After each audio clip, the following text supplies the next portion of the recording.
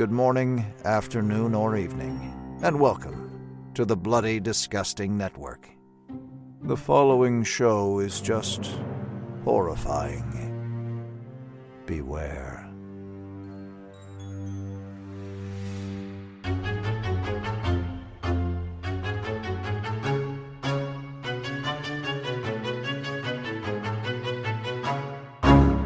Sheriff, you're not cheating on your wife if you eat my lemon square. Your lemon squares taste like ass.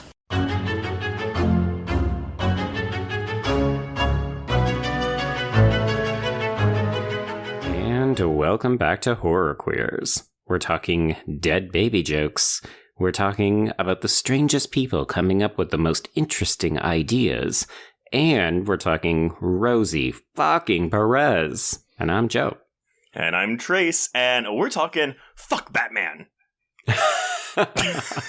It was one of like 25 different Rosie Perez lines that I knew you were going to pick from.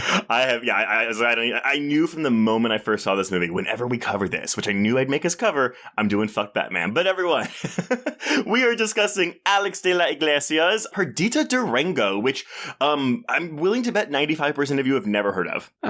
Yeah, it seems like a fair bet. Either that or maybe we have listeners from Spain who are big fans, since he is one of their big-time film directors. Maybe so. And of course, if you're a big fan of HBO's 30 Coins, he is the creator of that. But if you're starting this and you're like, what is it? Go to Shudder, and it's there, and you can watch it. Yeah, and folks, if you have not watched this and you did not listen to the end of last week's episode, we are giving a content warning. There is... I mean, honestly, not the worst that we've ever seen, but we'll still say there is sexual assault in this film. Sexual assault that it has a Stockholm Syndrome component to it that I think adds a few more complicated moral layers to it, right? Oh, boy. But no, I am so excited to discuss this movie, everyone. But... because it's just me and Joe. Well, it's not me and Joe. We're going to bring in someone else because I think we need to have someone to talk about this admittedly pretty lengthy movie. All right, everyone. Well, she is the festival director of Salem Horror Fest and the producer of the upcoming documentary Mental Health and Horror, as well as the upcoming queer horror film Saint Drogo from the creators of Death Drop Gorgeous, which we covered earlier this year. You may have also heard her on our episode on Copycat from way back in 2020. Please welcome Kay Lynch. Ooh, it's your lucky day, sweetheart. Don't blow it by asking stupid questions.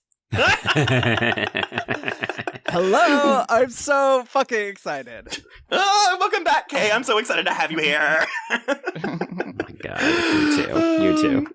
I'm doing the Spanish flea dance. Oh my god. You know, it's so funny because so I programmed this because I it's not like a spiritual successor or a sequel to Freeway, which we covered last year for my birthday pick, but I kind of put it in the same ballpark of content and maybe tone a little bit. And I thought, after I saw how much you loved this movie when you saw it last year, I was like, we have to have Kay on this episode. Yes, I was, Trace, I was so excited to, you got me to watch Freeway, and I absolutely loved it. And then when I saw Perdita Durango, I was like, Trace is going to love this. And you did. And both you and I were like, I wonder what Joe's going to think. Which I have no idea what Joe thought of this movie yet. So we're going to find out in real time together during this episode. But I will say that I think with listeners, if you didn't listen to the episode on Freeway last year, I definitely walked into that very much like a, who wouldn't like this movie? Who would be offended? It's so fun. Right. It's so dark. And... and Joe like had struggles with it. And so I wanted to program this not as a... well, how do you think about this episode? But more of a companion piece to talk about these things that, again, like, there's some difficult and moral gray areas in this movie, and I want to maybe handle it a bit better than I did last year in that Freeway episode, because now I'm aware, oh, right, some people will be, like, not okay with some of this stuff. It's true. You're very much on a learning journey of not everyone thinks the way that Trace thinks. Yes. And sometimes that's a good thing. And other times you're like, no, I'm going to gently push you out of your comfort zone. And by you, I mean, you're saying that to me a lot of the time. Well, but we both do it to each other. And that's why we're so great together. I at least have Kay here in my corner this time. This is true. Yes. And I think that this is very much an episode that's going to benefit from having a third person in the room. Because here, I will lay my cards on the table flat out. I actually like this less than Freeway, but not for the same reasons. I just didn't connect with this movie at all. Interesting. Well, we're definitely going to dive into that. But you're not going to be alone in that, Joe. I think it's a very polarizing movie, and I do think we're going to have some people that, again, like, this is I'll call it a rough watch sometimes. Yeah, for sure. Well, okay. So Kate, how did you come across this movie, by the way? Because I only heard about it because I had a friend bring it over when Severin dropped their Blu-ray and 4K set on it, and I'd never heard of it. And I'm like, all right, well, I wrote myself into a movie night, and with this, where we all pick a movie and we all show one. So I was stuck watching this 2-hour and 10-minute movie that I'd never heard of. And I loved it. I bought the Blu-ray like in the middle of watching it. But how did you come across this? So I don't know. It was the Severin release, but I don't. But I did a blind buy of both this film and the 4K of Day of the Beast, the other Álex de la Iglesias film that Severin restored and released. So I don't remember what gave me the confidence to buy both of those films. I've heard very little about them. But I think the fact that, the cover of Perdita Durango just kind of had this, this sexy lady with guns. And I'm like, yeah, it's a vibe, hey? Yeah. That works. Have you actually, because I have not seen Day of the Beast. Have you seen it since you bought it? Oh, yeah. It's a couple times. It's really, really good. Good. Yeah, it's on my list. I have learned, I've watched a couple of Álex de la Iglesia films this year, and I did start 30 Coins last night. And I have learned that he is very much almost like a more provocative, I say that loosely because he is a protege of Pedro Almodovar. And it's a thing where he deals with very sensitive and taboo subject matters, a bit more exploitation-y than Pedro Almodovar does. But I like both of them, and I liken them to each other. Interesting. Anyway, well, okay, so let's just jump right into this because, there's this movie, everyone, has not really been easily available in the United States for almost the 25 years since it came out. So let's go into this. And also, pretty much all of my information came from this Severin Films 4K release. This was the first time that the uncut version of the film, heretofore known as the Spanish version, had been released in the United States almost 25 years after its initial release. Information came from interviews with the director himself, De la Iglesia, screenwriter Barry Gifford, composer Simon Boswell, as well as journalist and academic Rebecca McKendry. First of all, this is based on a book, so let's get this book stuff out of the way really quickly. Perdita Durango is a side character in Barry Gifford's 1990 novel Wild at Heart, and that novel follows star-crossed lovers Sailor and Lula as they go on the run from Lula's jealous mother. At the end of the book, Perdita shows up as the girlfriend, maybe prostitute of a hitman. Gifford thought that she was such a strong character that he decided to just give her her own book, making Wild at Heart's first of 6 sequels, 59 Degrees and Raining, The Story of Perdita Durango, released in 1991 and 120 pages in length. Wow, I had no idea that Wild at Heart was actually like a book franchise. I knew that it was like Lynch's film was based on a book, but I didn't realize it was its own kind of mini empire. Very much so. But here's the thing, though, with those books, so 6 of them were released between 1990 and 1992. So they're all short then. Very short. And then the 7th and final one was released in 2009. Okay. That's a long period. It's kind of weird, too, because the characters of Sailor and Lula are not in Perdita Durango. So he just, went off on his own and did this book. All of the other sequels are about Sailor and Lula, and Perdita's not involved in them. So, of course, everyone, Wild at Heart was adapted into a movie by David Lynch, starring Nicolas Cage and Laura Dern. Lynch famously changed the ending of Wild at Heart, because in Wild at Heart, they don't get back together. They split up. Nicolas Cage's character leaves, and he changed that in the movie to where they got back together. And I think after the not really success, but the reception of that film, I think that convinced Gifford to bring them back together for future books. Makes sense. People like a happy ending. Yeah, pretty much.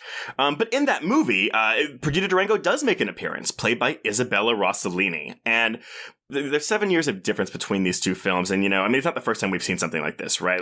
Tommy Lee Jones is playing the same Harvey Dent as Billy D. Williams in the Batman movies. Or more recently, we have the Holly Gibney character from Stephen King's Mr. Mercedes, who's played by Justine Loop in Mr. Mercedes, but Cynthia Erivo in HBO's The Outsider, right? Interesting racial angles here.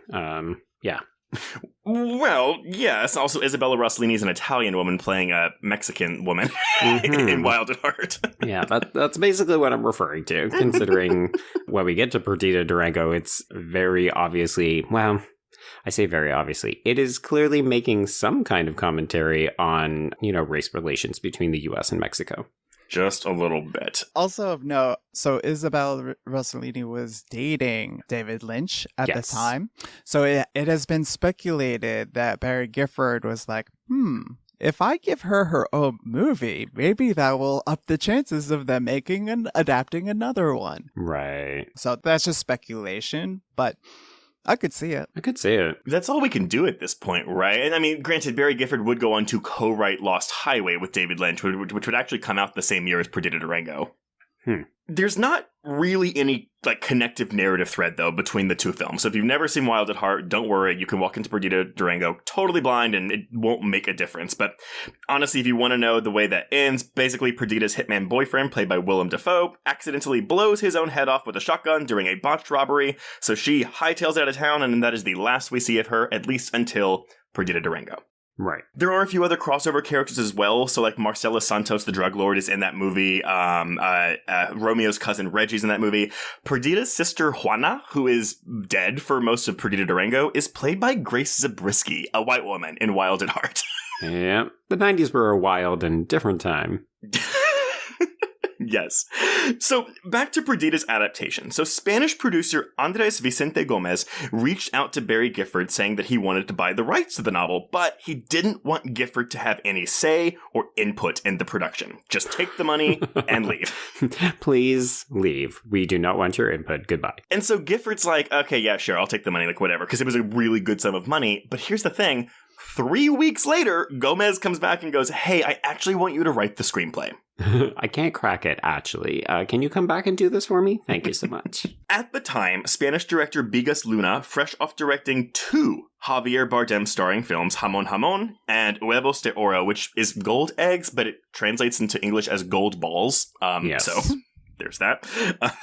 He was attached to direct the film, and that's how Bardem became attached initially. Unfortunately, though, Luna wanted to have a pseudo-military aspect because he viewed Romeo as a political character. At that time, the Mexican insurgent nicknamed Subcomandante Marcos was very popular, so he wanted to kind of model Romeo after him, making him a revolutionary working against the American invaders. And Gomez didn't like that, and I don't know why, but my speculation is because it gives Romeo a moral compass. Right, and potentially makes him a more relatable character. Which he is definitely not supposed to be. Right.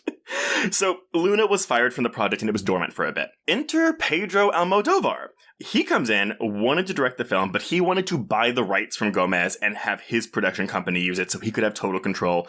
Gomez said no, so Almodóvar, again, was out. And I really want to know what an Almodóvar-directed movie version of this would have looked like. Probably like an early Almodóvar film, to be honest, because he made stuff that isn't that dissimilar from this, but I'm going to get in trouble for this. I think it would have been shot better. I'll take issue with that.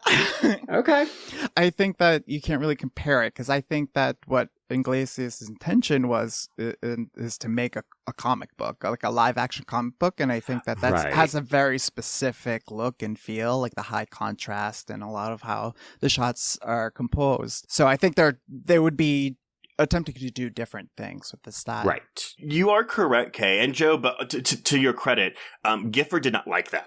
Gifford did not like the comic book style that De La Iglesia was going to do. He really was kind of like, oh, you kind of made this more lowbrow and than what I would have done with it. Right, which is actually very in keeping with De La Iglesias. And yeah, Kay will acknowledge that he has a background in writing comics, so that totally tracks. Yes, very much so. So yeah, basically when Almodóvar left, they bring in Álex de la Iglesia. And again, he was a protege of Almodóvar's, again, mostly well known for being a comic book writer, but at the time, he had only made 2 films, both of which were dark, horror comedies. So we have 1993's Mutant Action, which is a trauma-ish X-Men tale. And then, as we've mentioned, 1995's Day of the Beast, which I didn't know what this movie was about. I'd only heard that it was, something I've been told to watch this movie. Mm-hmm. Everyone, this is a movie about a priest who believes he's hunting down the Antichrist, but in order to get to the Antichrist, he has to commit as many sins as he possibly can, so he teams up with a psychic and a metalhead to do so. Make of that what you will. It's sort of like Fright Night in a way, with like the horror host and kind of like the reading the reality or uncovering the fantasy in reality. But is it super sacrilegious? Yeah. Okay. I mean, yeah. It's a comedic film, so I don't think it was taken too seriously. I mean, well, again, when we talk about his body of work, and especially when we start talking about this film, it is that comedy that I think makes why the reception of this was kind of mixed. Because this movie actually didn't get a very good reception, but I will wait until we get to that section. That being said, 30 coins, those 30 coins, it's religious. It's about the 30 coins that were paid to Judas to help betray Jesus. And there's a lot of stuff in there that is very sacrilegious, but also very, very, very interesting. So I like that De La Iglesia at least tackles these subjects right. with kind of without a care for what anyone thinks about it. Yeah. In this film, too, because we see, a graphic depiction of the Jesus's crucifixion. Yes. Was not expecting that. Was not expecting it. Which actually, so the opening credit sequence of 30 coins is Jesus' crucifixion. So he's really got a fixation. I mean, Spain, man. Yeah, exactly. So while Iglesia would go on to do a few Hollywood films, the only one that I even knew of was The Oxford Murders, which is Elijah Wood and Ian McKellen. His main body of work are mainly horror comedies with these heavy, violent, controversial edges. And again, Perdita Durango, not really a horror film. Again, we're kind of in that freeway area of just like exploitation, but it's more of I would say probably an action comedy hybrid film. It's like 12 different genres, which it doesn't want to commit to, and that definitely seems purposeful. Yeah. So Gifford knew nothing of Iglesias' work, so they showed him Day of the Beast, and he was like, yeah, I like it. It has a unique visual sense, but again, he didn't like that comic book mentality. He didn't think it jived with his writing or his way of doing things, but unfortunately for Gifford, he had no control over the project by that time. So when Álex really took over, he went back to Gifford's screenplay to rework it because he thought it was too faithful to the book. So Iglesia brings in screenwriter David Chereba, who wrote a script that Iglesia loved. And the one aspect that he added that is the reason he was like, yeah, we're going to do this, was the opening sequence with the Jaguar dream and pulling the sheet off Rosie Perez's nude body. Overall, though, the film is actually a more faithful than most adaptations that I've seen. Like there's the main plot elements are the same, all of the characters are the same, how the characters are portrayed are the same. There's just some minor details here and there that are different. And of course with the film, it's really comes down to the style and editing, which kind of changes things up a little bit. So they have that, but then Iglesia also has a regular writing partner. And y'all, I am going to try to get this name right. And I'm going to try it once, but here we go. Iglesia's regular screenwriting partner is Jorge Guerrica Echevarria. And he actually co-writes every episode of 30 Coins with him, by the way, too. But basically, actually all of his films, he's co-wrote with this man. But he brought him in to incorporate a lot of stuff that they knew from the border of Mexico that they didn't feel Gifford understood or even included in his screenplay. So it's those more, I guess I'm going to say, authentic touches that they wanted to add in. But they're from Spain, so they wouldn't necessarily inherently. Yeah. But they thought they had more experience with the Mexican and U.S. border than Gifford did, which is actually interesting because Gifford's like, oh, I've been to Mexico. I spent a lot of time in Mexico. So I thought that was really interesting. Oh, boy. Is that the equivalent of like, I have Mexican friends and therefore I know about Mexico? He released I think it's like a photo book called Borderland, I think. Borderlands, so, yes. Yeah. So he did some level of research, but and so there are a lot of real life inspirations in this, though. So compared to Bigas Luna's ideas about making Romeo more political, Iglesia was more interested in the real character that Roman that Romeo Dolorosa was based on, and that is Adolfo de Jesus Costanzo. And this is a Cuban-American serial killer, drug dealer, and cult leader who led the infamous Matamoros cult, which is a drug trafficking and occult gang dubbed Los Narcos Satánicos, or the Narco-Satanists, by the media. I mean, slightly different. Just a little bit different. Well, and he was a gay model. Oh, I didn't know that. Yes. Did he have the bangs? Is that why they're in there? No, he did not. Come on. Girl knew better. But no, he was, very attractive and had male lovers. And one he called his man, and the other one or his husband, and the other one his wife.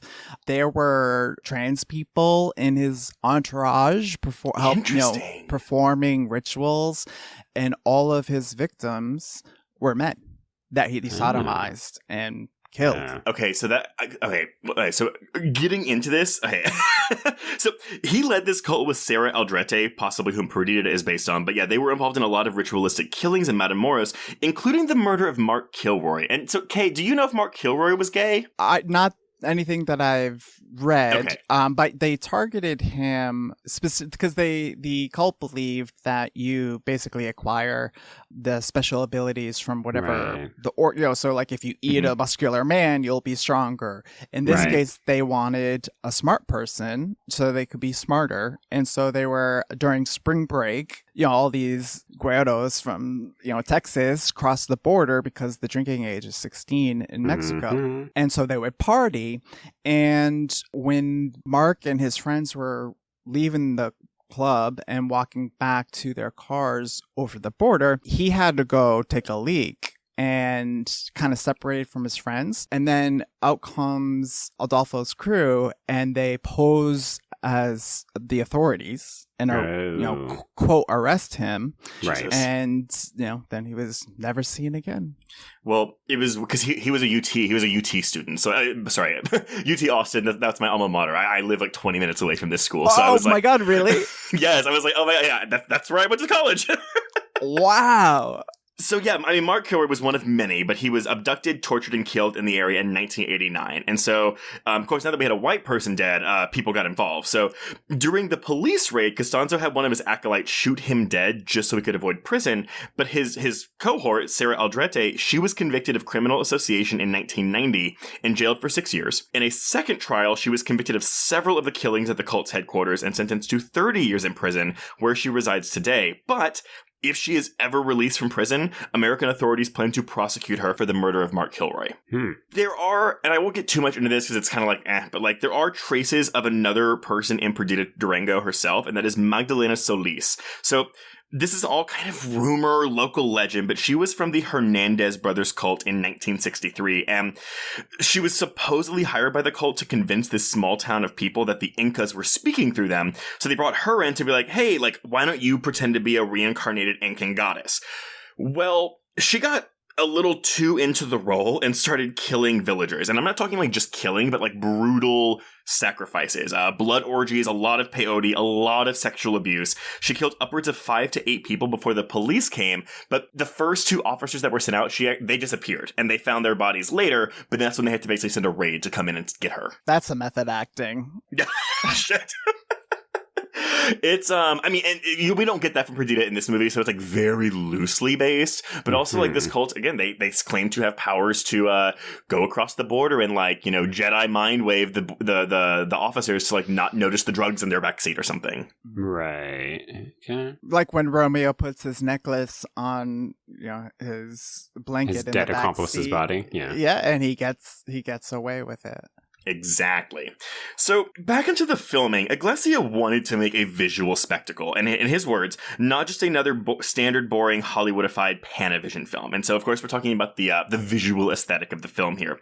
He wanted the sun to be the sun, and the faces to look like a colored comic book. He wanted as much contrast as possible to enhance the extremity of the film, both in terms of its aesthetic and its content, and he references his good friends, Gaspar Noé and Dario Argento, for using them as influences for what he wanted to do, which was take B-movies to the next level through radical and extreme film. That is so weird, because I learned that he's also a huge fan of Alfred Hitchcock. Like, that's kind of how he learned his cinematic language. And I also heard that Perdita Durango is like the weird film, at least in his early movies, that it doesn't as accurately reflect some of the interests that he has. But I think that's a bit more narratively than visually.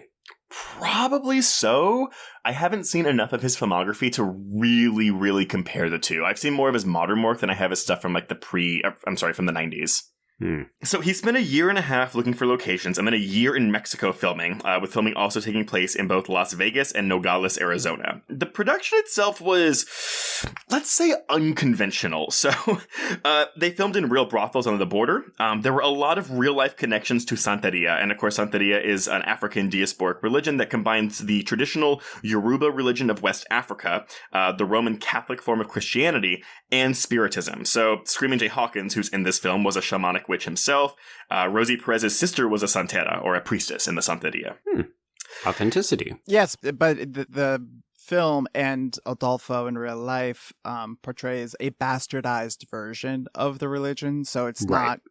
This is not authentic to the true believers. They basically, Adolfo is just kind of nuts and went into a darker direction with it. Well, because it was it was almost not hoodwinking. It was like a con, right? Because he would con rich white people to come in and give him money. And that's what the film is very obviously commenting on. Mm-hmm. Yeah, he did rituals for really influential people, higher ups in the police departments, the politicians, Hollywood actors. Like, he was like kind of like a novelty. Well, a lot of them believed in the rituals that they would benefit from it. But he was making money. He had a menu of like, okay, like if we kill a chicken, it costs this much. If we kill a human, at that time they didn't got into humans yet, but there was like lion cub or zebra. I'm like, Jesus.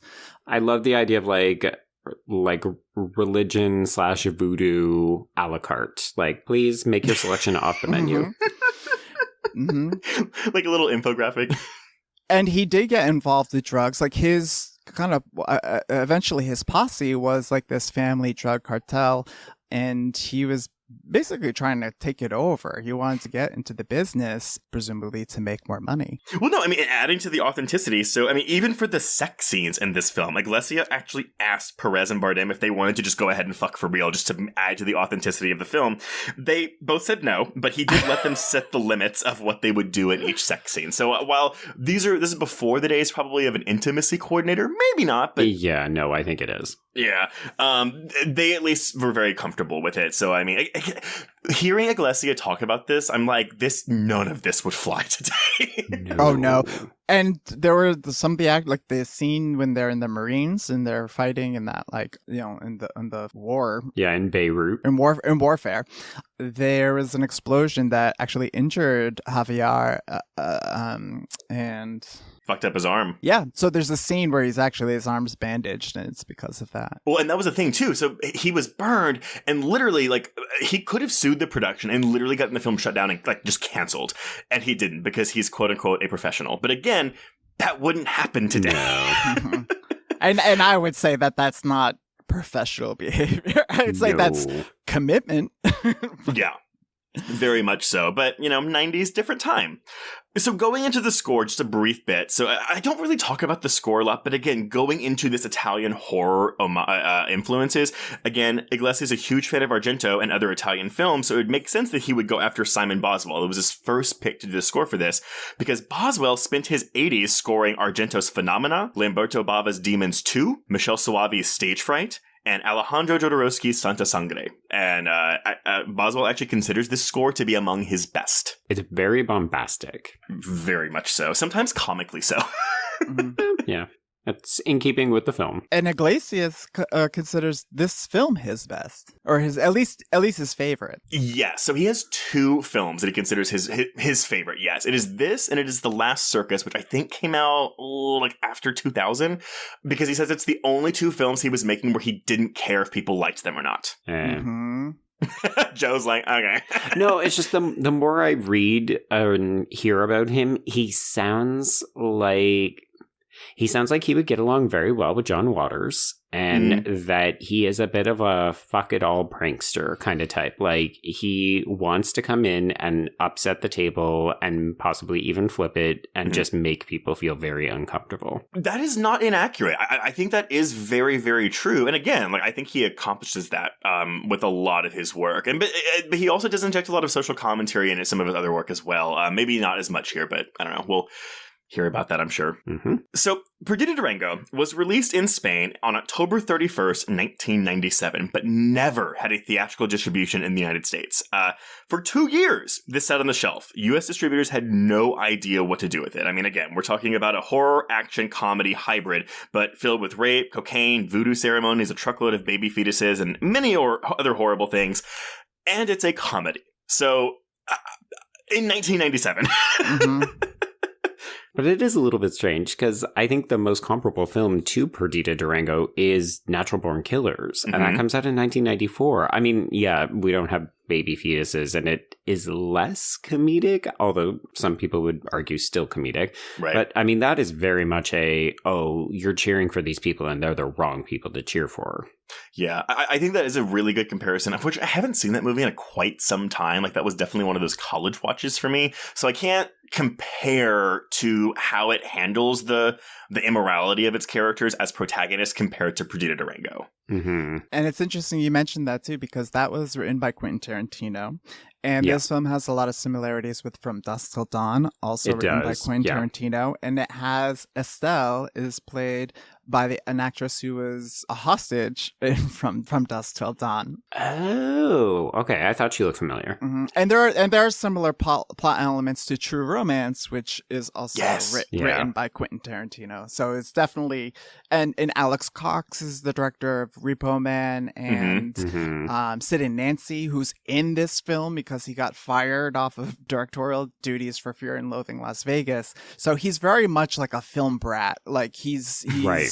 You know, he likes to provoke, and you know, in a similar way that John Waters does, but I think he's also very disciplined in how he does it. I would agree, but we'll see as we go through this plot, because I've only seen this movie twice. Shocking, right? But I'm excited to dig into that. But funny aspect too about the actors that play Estelle and Dwayne. So I know you haven't seen this, Joe, but Kay, have you ever seen Shriek? If You Know What I Did Last Friday the 13th. Oh, no, but I have looked at that VHS cover many times. So the girl that plays Estelle is the Drew Barrymore kill, Screw from Behind. That is her character's name. And then the guy that plays Dwayne plays Dawson Deary in the movie. So they are both like in that movie, like filming it 2 years after doing Perdita Durango. Oh, wow. A happy reunion. Very happy. I'm sure they talked about it all the time with Julie Benz. So Perdita Durango was finally released on the US on DVD in 1999, 2 years after it was originally screened. Unipix bought it for video distribution and changed the title to Dance with the Devil because they said that Perdita Durango was, quote-unquote, too Hispanic of a title. Oh my God. Again, 90s. Welcome back. Just unabashed racism. It also removes an element of the title because Perdita means loser or lost. So, like, her name is supposed to be like, oh, she is a lost soul. So even changing the title, it's like, what the fuck are you doing, man? Well, they're thinking about how they can market it to white people. But I also think that calling it Dance with the Devil implies that Romeo in this scenario is the devil, so he, like, corrupts her and brings her to the dark side when she is already there. And also, she doesn't need to be corrupted because she's arguably as bad as he is. Exactly. If not worse, maybe. Exactly. I do think the title Dance with the Devil does have some interesting thematic elements that can be, we can extrapolate. But Perdita Durango is the proper title. Like, it is her film, and she's basically, like, kicks off the action of the entire movie. And it opens with her, and it closes on her.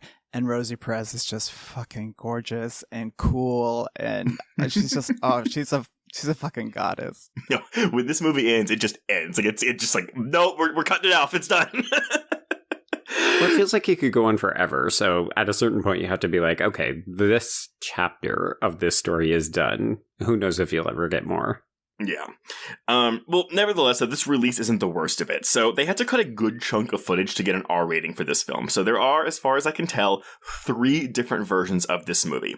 There was an edited R-rated version that's 115 minutes long. So that's 15 minutes shorter than the Spanish version that we watched.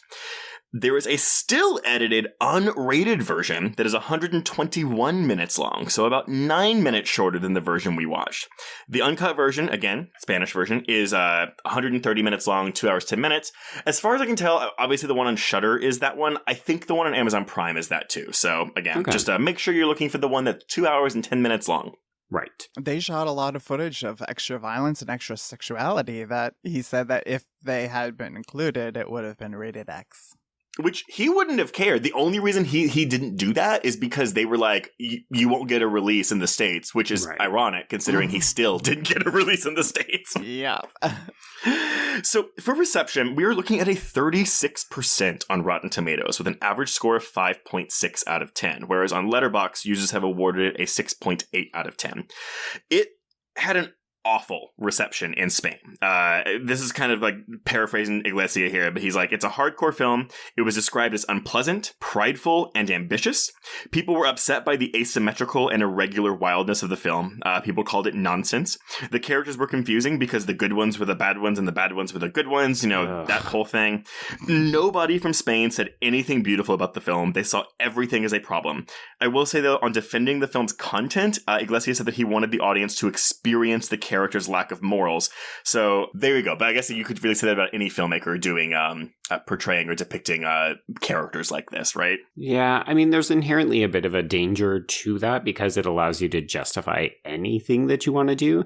But this film is so obviously steeped in it. Like, you can tell he's not just including stuff to be controversial. Like, this is the movie he wants to make. Very much so. And his intention is to provoke the audience and to make us complicit in the depraved things that happen in the film. Right. Which I love that. Like, I mean, again, like, I feel like we talked about this a lot, Joe, about when we're talking about, like, films with really, again, challenging moral gray area subject matter. But, like, I like feeling like that. Like, I like feeling like I'm put in these horrific characters' minds and bodies. And I don't know, it just, it gives me like a little rush to do it. But again, I get that won't be for everyone as they're watching something like this. Now I'm picturing Trace like doing a sexy dance and with the gun, just like Perdita does. Granted, though, I mean, apparently Day of the Beast wasn't well received in Spain either, because they thought it was too cynical, which I'm like, okay, it's probably also like very sacrilegious. So, I mean, like, that probably contributed to it. But, you know what? Yeah, he wants to make the movies he wants to make. And Perdita Durango, as we've said, is one of his absolute favorites of his whole set. There we go. And that is the production history of Perdita Durango. So why don't we jump into this plot? Because, we've got a lot to cover here, because this movie goes all over the place. All over the place, indeed. Yeah. Geographically and tonally. Indeed, yeah. Just everywhere, every which way. All right, so we open with a dream sequence. We get to watch, honestly, this was somewhere between a perfume commercial and like a late night kind of like call to talk to sexy ladies commercial for me. We just see this jaguar creep across this room and declothe Rosie Perez, and it's stunning and very sensual. Do y'all think there's any like symbolic resonance to this? I mean, I definitely look at this as, oh, look, here is a kind of like animal figure that represents the character. Because like, especially when you see them come face to face, it's like, oh, they are looking each other in the eyes almost like a mirror. So I immediately got a kind of, she's going to be dangerous, she's beautiful, unpredictable kind of vibe from the character. Mm-hmm. And she says to Dwayne, have you ever thought about a wild animal grabbing you and ripping you apart? And Dwayne says, I don't think of things like that. And then Perdita goes, that's why you're so boring. But for me, I like to think of this film as a spiritual sequel to Cat People. How so? Well, I can't tell you what happens at the end of Cat People. But if the thing that happens at the end of Cat People didn't happen, this is who I would love for Irina to to feel Right. free to be calm. And not necessarily Perdita exactly, but sort of this like no holds barred primal, just do whatever Right. the fuck you want, since Arena's so repressed and holding so much aggression back. So to see all, there's a lot of like wild cat themes in this film, and in fact, like Romeo is addressed as this god or creature that has was a human body, the head of a jaguar, and then Dumas says, and a camel dick. Okay, so after the dream sequence, we are introduced to Perdita Durango proper in real life, and she is hanging out at the bar at an airport where she is propositioned by computer software salesman Manny Flynn, who is played by James Gooden. And this is such a fantastic character introduction. It tells you everything you need to know about this woman in one single scene, and it feels like that's why the scene exists, so that you can get the fact that she is a sexually liberated woman, but she's fucking smart. She's going to play on your dumb ass stereotypes about what a Mexican woman is willing to do, and she is going to up the game and turn it around on you. Well, and I will tell you, the first time I saw this, I didn't know what this was about. This was a completely blind watch for me. I had no expectations going in. I really did walk into this movie thinking that she was going to be, she is the protagonist, but be someone I would side with. And so as we'll see in a minute, once she suggests eating someone, that is not the case with this character. What, you don't side with her? In this scene I do. Oh, I do. I adore her. I was going to say, Kay brings this energy into every day of her life. Oh my God, yeah. Shaking my hips and rubbing a gun all over my body. Part of the white tank top brigade of the early 90s. Yeah. Oh, yes. Gosh, what a gift to have a chest like hers. Oh my God. Rosie Perez has always been beautiful. She continues to look great. Like, I'm thinking of her role in Birds of Prey, where I was like, oh God, we need more Rosie Perez. But she looks so fucking good in this movie. And okay, my introduction to Rosie Perez was the romantic comedy It Could Happen to You. Yeah, when she's Nick Cage's bitch wife, right? Yes, the bitch wife. And I think that was 92, so 5 years before this. And she done Do the Right Thing. It's White Man Can't Jump. That was her big breakout, right? Mm-hmm. Yeah. This was a risk. I can't imagine, again, because apparently Madonna was the original choice for Perdita Durango. Which I scoffed to high heaven when you told me that. God. But I don't know, man. I'm so happy that she took this role, because oh my God, she's a powerhouse in this movie. Mm-hmm. She devours every scene she's in, and you see the way Romeo looks at her. He's just completely infatuated by, one, she's incredibly sexy, but two, she is so powerful and aggressive and combative that he's just like, he's this violent criminal doing horrible things, robbing graves and transporting fetuses, but he's like a little boy looking at her like, oh my God. I mean, that's why they're so good together, right? Because she truly is his equal. This isn't a romance where she's, like, I saw a couple of people say, oh, in a more conventional Hollywood version of this film, she would have been provoked, or she would have been, kind of a victim of Stockholm Syndrome. She would have been led astray from a regular life by this man. And instead it's like, oh no, she's just his perfect female counterpart. And in fact, she enables him. Right. Yeah, she does. No, she is in control the entire time and is very good at making Romeo thinking he's in control. But he's also her Achilles heel. She does genuinely care for him, and he's probably the only person, at least in the scope of this film, that is her weak point. Yeah. He also seems to be the only person who truly understands her, though. Oh, yeah. Absolutely. So after this airport scene, she goes out to get into her car. This title card, though. Oh my God. I forgot about this. So after this airport scene, we get this close up of a baby fetus as the camera pulls back, and then it's this really metal stylized title card of Perdita Durango as this jet flies around it. I have nothing to say except it's so fucking awesome. The airplane kind of theme comes up again and again. A lot. Mm-hmm. Okay, so she goes out to get into her car, and she is held at gunpoint, question mark whether these are real guns, by two little girls, and she ends up explaining to them that she is off to the cemetery so that she can spread the ashes of her dead sister and her nieces who were murdered by her brother-in-law. So off we go to the cemetery. She does see Romeo committing grave robbing, and of course he is played by Javier Bardem.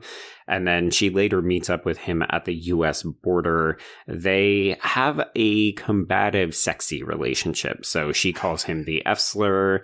He talks about how he was robbing a bank and he had to nearly get caught so that he could sexually assault the bank teller, and then he sexually assaults a woman on the street so that the cops don't suspect he is in fact a bank robber.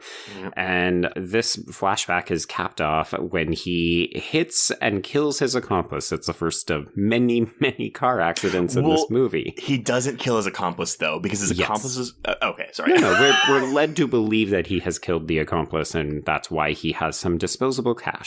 Well, but and yes, the accomplice will come back. It's kind of funny too, because again, you're kind of like, okay, like whatever, this is just his backstory, and all of this will come back later. Yes. I mean, it's a good character introduction to him as well, because we know that he does some really unsavory things, both in terms of like criminal aptitude, but also he's a man who doesn't respect women traditionally, right? Like he goes into situations, he takes what he wants, and immediately his first interaction with Perdita, it's clear that they know each other from before this, but we don't know that, so we think he's just like randomly hitting on her, and she is like giving it tit for tat to him. Yeah, do not fuck with her. And of note, so Shorty D is his like accomplice in the bank robbery, and when Romeo was telling the bank teller to take her top off and he wants to see her breasts, Shorty D is like, we don't have time for this, what the fuck are you doing? He's trying to pull him away from Romeo's impulses, but as soon as he meets Perdita, who becomes his new accomplice, she's like, let's kidnap some gringos and eat them, kill them and eat them. Which it's funny though, because again, the first time I saw this, I was like, oh, she's joking. No. I mean, she dials it back. She goes from killing and eating people to just, oh, well, let's kidnap them and ransom them. But no, she means everything she says. Yeah, absolutely. In the book, that's one of the differences. They were intended to be hostages and held for blackmail. And the ritual, they actually kill a little boy. Oh. They slit his throat. Well, and I guess that's where the real life inspirations come in, right? Because they're going after that cult leader. So it's like, no, we got to bring that in. So let's swap that subplot. Mm-hmm. Well, I think also, once again, we are talking about a 90s film, but also an American film. We don't like to kill kids. But we do in this movie, because we do see Juana's two girls get shot in a flashback later in the film. Oh, sure. But that's later. Also, bottled fetuses rolling off the back of a truck. Oh, sure. But that's played for comedy. Oh, very much played for... When that agent just, like, hands off the fetus to the other agent. Yeah, and he says to give it a proper burial. It's easily the most comedic moment of this entire movie, by far. Oh, my God. Yeah.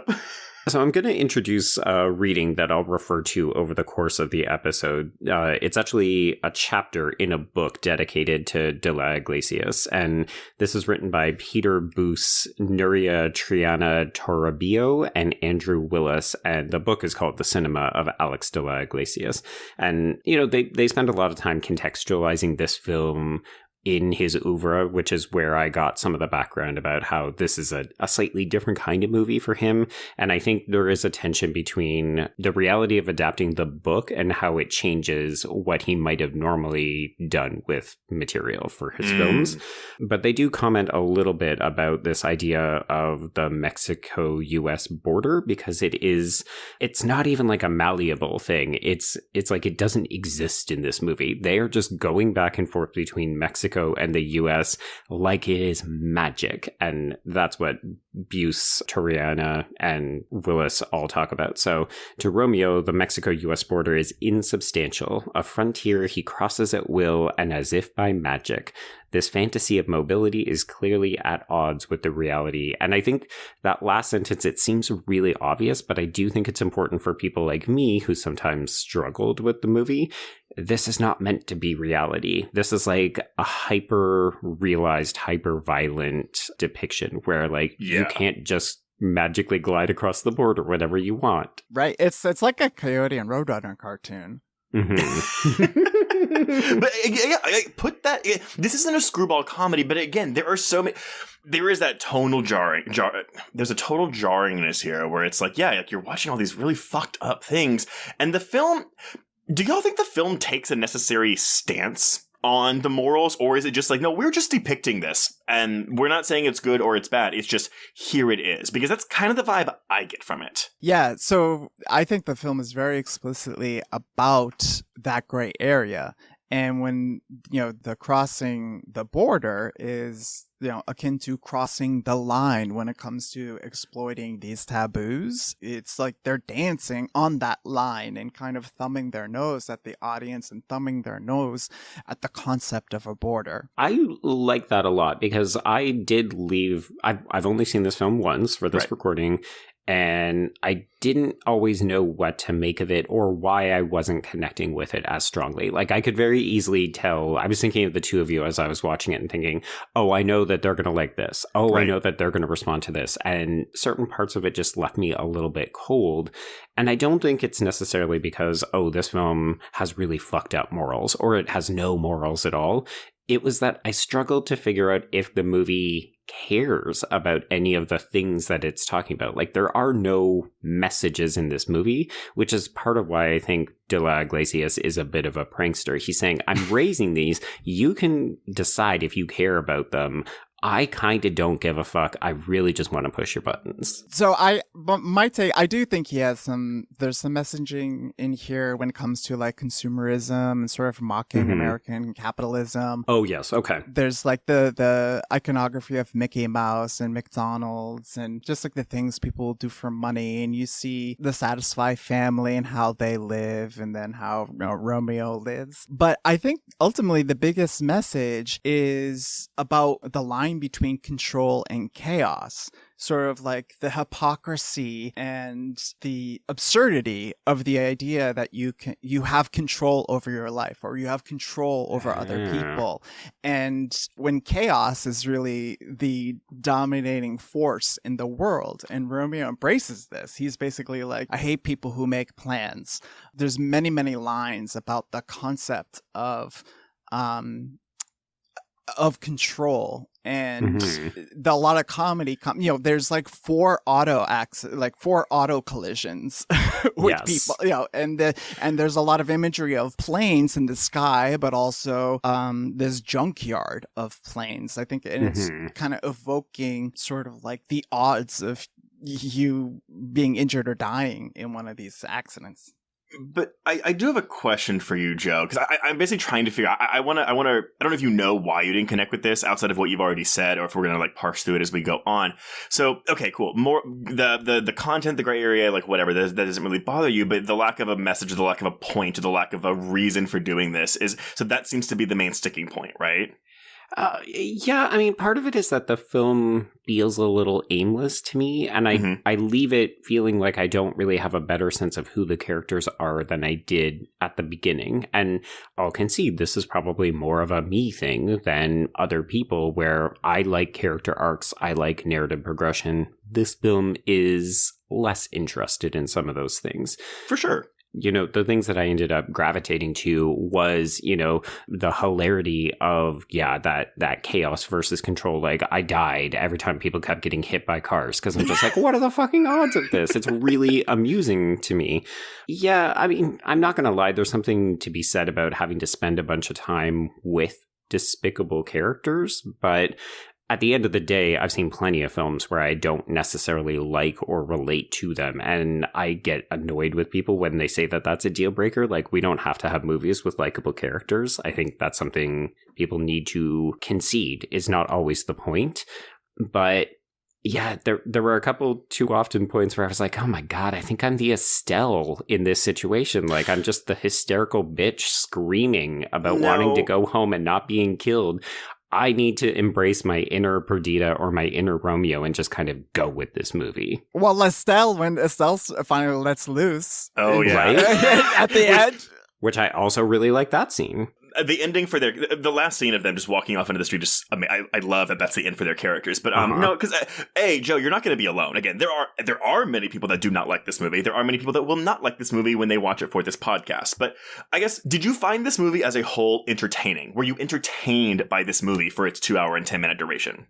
I can't say that I always was. It was more a sum of its parts. Like, there were certain pieces that I really enjoyed, but it didn't come together as a whole for me. Okay. But let's maybe dive back in, and I'll have an opportunity to highlight some of those scenes. And because honestly, I came into the recording being like, I'm actually more interested to hear Trace and Kay talk about this, because I think I am the sort of boring majority where people are going to say, oh, this was a hard one. Whereas I think you two are going to bring some really enlightening insights into it. Mine is just, it's so bad, it's fun.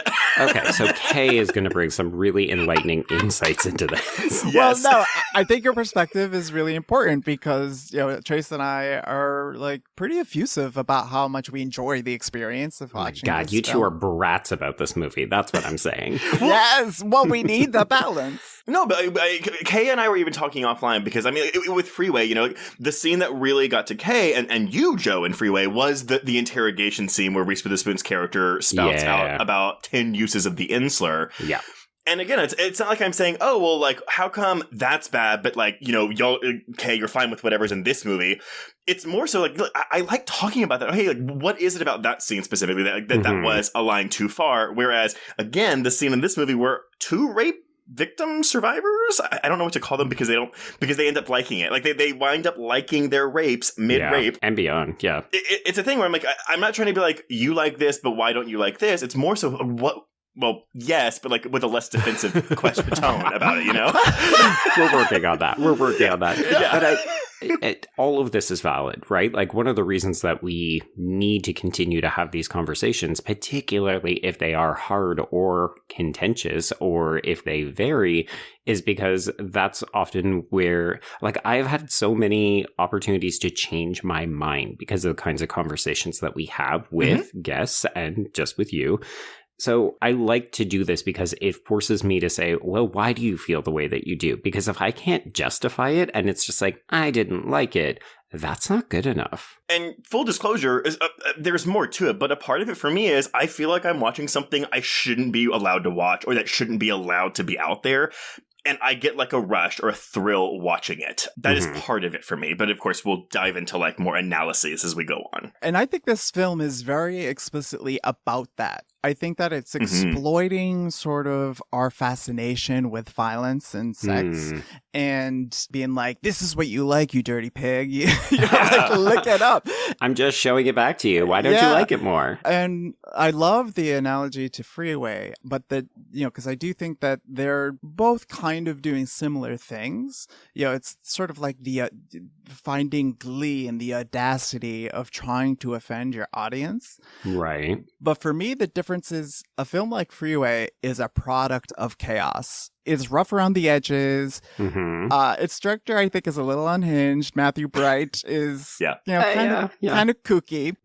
So while Freeway is a product of chaos, I see Perdita Durango as a highly orchestrated depiction of it. And I see Iglesias as a much more intentional director, and he's trying to make a point. And however you feel about the film, like visually, like it was storyboarded. It was it was very well planned. And Freeway just kind of like, how did this movie come to be? But see, it's so interesting that you say that because to me, between the two films, Freeway is an easier pill to swallow in terms of the objectionable content because it looks so cheap. It looks and feels to me more more like a grunge grindhousey film from the 70s, which that aesthetic, that dirty aesthetic, lends itself to the subject matter, whereas Perdita Durango is a big budget, slick film with this subject matter. So that, to me, again, you have the aesthetic juxtaposition against the tonal and content issues that are so bad. So that, to me, I would find Perdita Durango to be a harder film to swallow because of that aspect, as opposed to Freeway, which to me just is a gross, dirty film, both in terms of content and how it looks. Well, in Perdita Durango is really slick production. And the way the violence is depicted, it makes me think of The Matrix, which had come out a couple of years later. And a lot of criticism that was lobbed against that film was about the glorification of violence and sort of like the gun fu and fetishizing violence and specifically guns. And so that is, the sort of disregard for human life in this film is all over. But in the very end, when Romeo is shot, the gun that shoots him is up close, in focus, and you see the make and model of the gun right on it. And behind it is this text on the back of the truck that just says happy. So it's like very, like it's going out of its way to draw attention to the guns and the weapons of destruction. Well, I think too, okay, so, Joe, we just talked about the sadness a couple weeks ago on the Patreon and how, we don't want people to say if you're liking a certain film with a certain amount of content, like then that makes you a bad person or you're endorsing the content in the film. Right. That risk aside, I'm going to say this. I do think for me, there's some kind of catharsis where it's like, I do have dark impulses. Now, I'm not saying I want to go and sexually assault someone, of course, but everyone has like a darker side to them. And watching something like Perdita Durango gives me a sort of release almost where I'm like, okay, like I'm getting some of that out of my system watching this movie. It's like an outlet. Yeah, exactly. Which, again, you could make the argument that horror in general, but on a different level. It's interesting that you say that there's a slickness to this, Kay, because I think I should probably retract what I said at the top when I was sort of gently dissing the visual style of the film in favor of something like Almodovar, which is similarly practiced but maybe a little bit more sterile, at least in the later films. I do think tonally for me, one of the things I struggled with is that this does hearken to more of like a Western road trip kind of movie, similar to like Robert Rodriguez's early films. And I don't always love those, so I do wonder if that's maybe part of my personal struggle as well. But I can definitely appreciate what you two are saying about sensationalizing violence and almost like reveling in it, like really forcing people to say, hey, you like this, so just embrace this, like go along with Perdita and Romeo because we're all kind of driven by id. Joe, I will actually say this. I understand exactly what you are saying. Because, and you're going to hate that I'm going to bring this up again, do you know how I felt what film I felt the same way in? Yeah, it's Near Dark. Near Dark, exactly. I was actually going to say, I think that this is the reverse, where this is my Near Dark. Yeah, like it's you can explain it, but it's also like, I just don't vibe with this aesthetic or this look or this setting or whatever, There's a particular shot when they're at the ranch and Perdita's revealed and she's framed by like the two ranch doors. They're kind of like barn doors, and there's like the cactus desert behind her, and she's posed and lit in this way that looks like she's just kind of like wandered into town, and it's like, oh, here's the black hat, and it's just like so iconic. And there are shots where Romeo is just lines up perfectly, where it looks like he has these cactus devil horns, popping up behind him when he takes a life. And there's a shot with Perdita when she is threatening Dwayne, and right before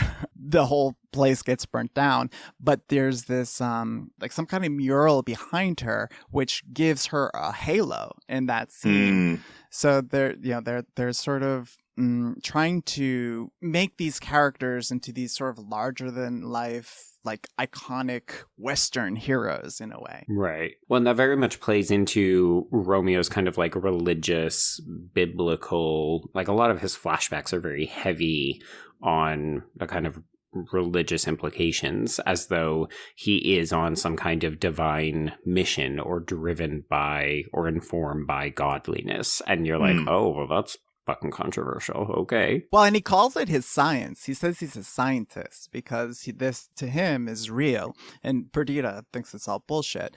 But he very much believes in it, and along those lines, when he talks about the island he's from, and there were only 2 cars, but inevitably they end up crashing into each other, right? And which is hilarious. But to me, that's also like chaos theory. His religion is the fact that you can't predict the future, or you can't control the future, that your fate is written for you. And I think that ties in really nicely into the concept of chaos theory, which is a mathematical concept. And so there is a sort of really nice dialogue between faith and science. That's so interesting. I totally missed that because I was too busy being like, oh, the sight of those 2 cars colliding and blowing up is literally the intersection of these 2 quote-unquote villains / protagonists, because it happens right around the time that we see them having their first sort of very aggressive sex scene. Oh, yeah. Right? Oh, my God. The best sex scene ever. God, what I'd give to be either of them. It is my preferred sex scene between the one in the dirt we get later, because in the dirt I was like, oh! Oh, no, I like that Very one nasty. too. I'm sure you did. Well, it's important, too, that the scene happens relatively early in the film, right? Like, we saw the kind of not meet cute where they're very combative at the border, and then he drives her to the ranch. They have this amazing fuck session. Oh, and then God. almost immediately we're into this Santeria ritual where, you know, we see him hacking at a corpse, snorting a bunch of coke, spitting blood in people's faces.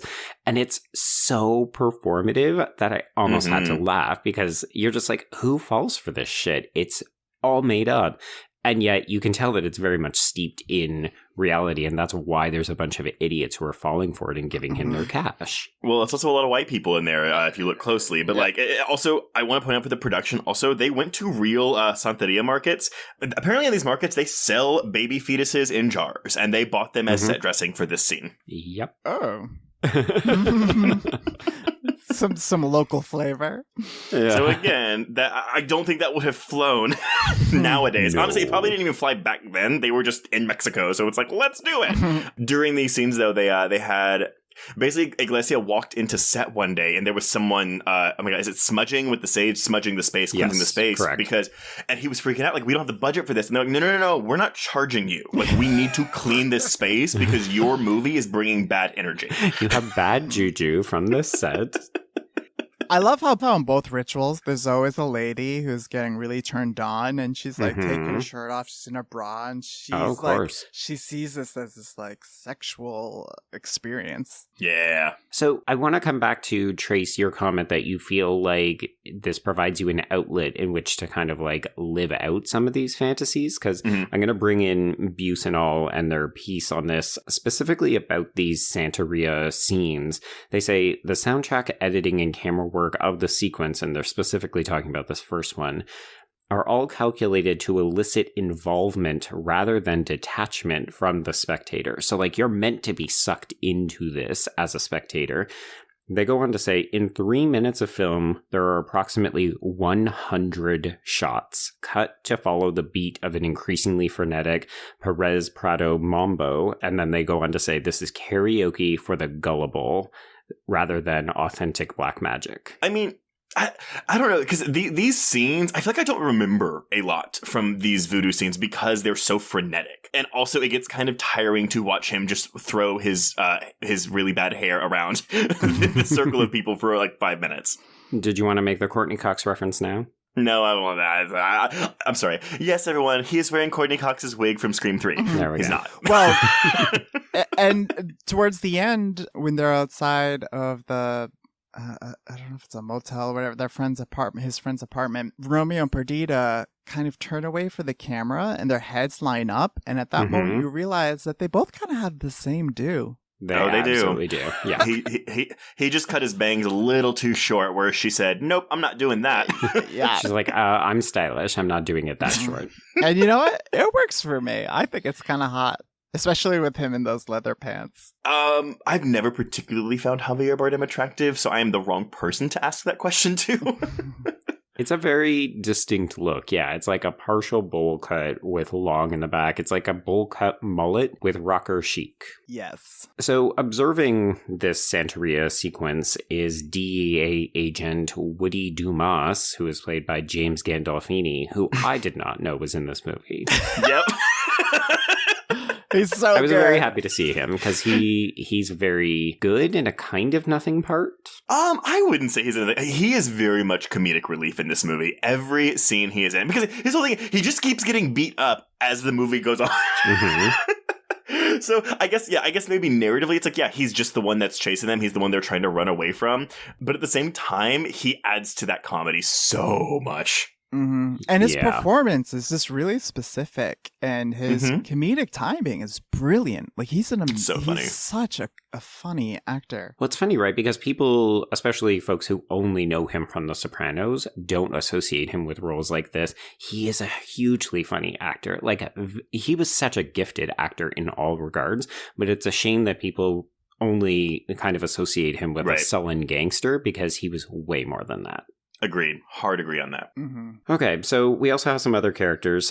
Any thoughts on Adolfo, who kind of just like quietly creeps into this movie and then is unceremoniously killed later, but I find his presence very calming? Question mark? Mm-hmm. I mean, Iglesia wanted Screaming Jay Hawkins in this movie, and Gifford didn't want that.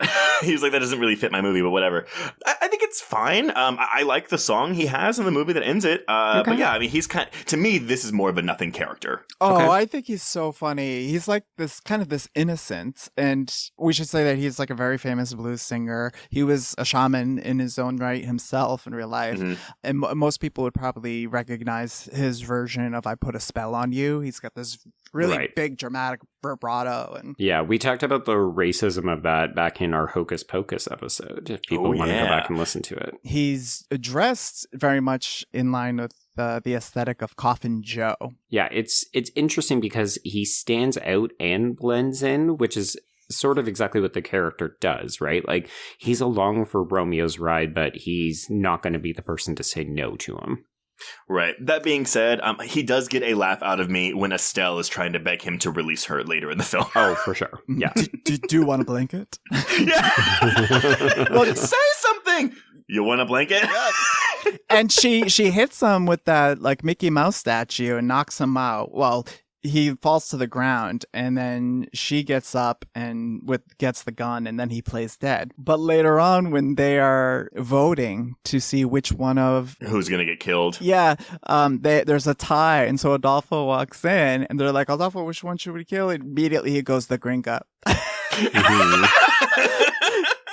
Payback's a bitch, Estelle. Yeah. Although, you know what? If we want to really read into it, her destroying that Mickey Mouse, innocence lost. There you go. Well, in her bedroom in the beginning, there's a Mickey Mouse doll on her bed. Okay, well, let's move into their introduction, because when we cut to the Satisfies, which I love that there is their last that is their last name, by the way. Yep. We don't see them first. We just cut to the opening title sequence of the Mary Tyler Moore Show. Because that, again, juxtaposed with what we have just seen, this is what white people do. Yeah, exactly. And the set design of this house is so different from anything else in the film. It is so... It doesn't feel real either. It feels very heightened of like, this is what white people have. Yeah, it's like a John Waters house. Yes! Oh my god! Yes, it is! Yeah. The primary colors all over this place. Mm-hmm. And just the characters are so goofy and over the top. The dad is so weird! Well, but it's interesting now that I'm thinking about it, hey, because the dad is actually very controlling. Like, he is a force for normalcy, right? Like, there will be decorum, there needs to be particular things in a particular order, and he doesn't like things being different, which is why when we see him so much later in the film, like, well after you've forgotten he's even a character in the movie, he's just surrounded by bottles of, like, the airplane liquor, and you're just like, oh, this dude is messed up now. Like, he has been involved in the chaos now. Yeah, he represents control, and also being like sort of this white masculine, one of the I guess James Gandolfini, but he's more like a clown role, and this guy's goofy, but he's obsessed with the concept of control, and of course his fate shows that like nothing that he did pointless. amounted to anything. Yeah, his death scene was one of the other big laughs that I got in this movie, because I was just like, you think he's going to come in and be involved in saving the day, right? And instead it's just like, oh no, he's dead now. He's completely written out. My eyes have just been trained. Whenever a character walks into the street and it is a longer, like a far away shot, I'm like, well, someone's about to get hit by a car. Like, come on.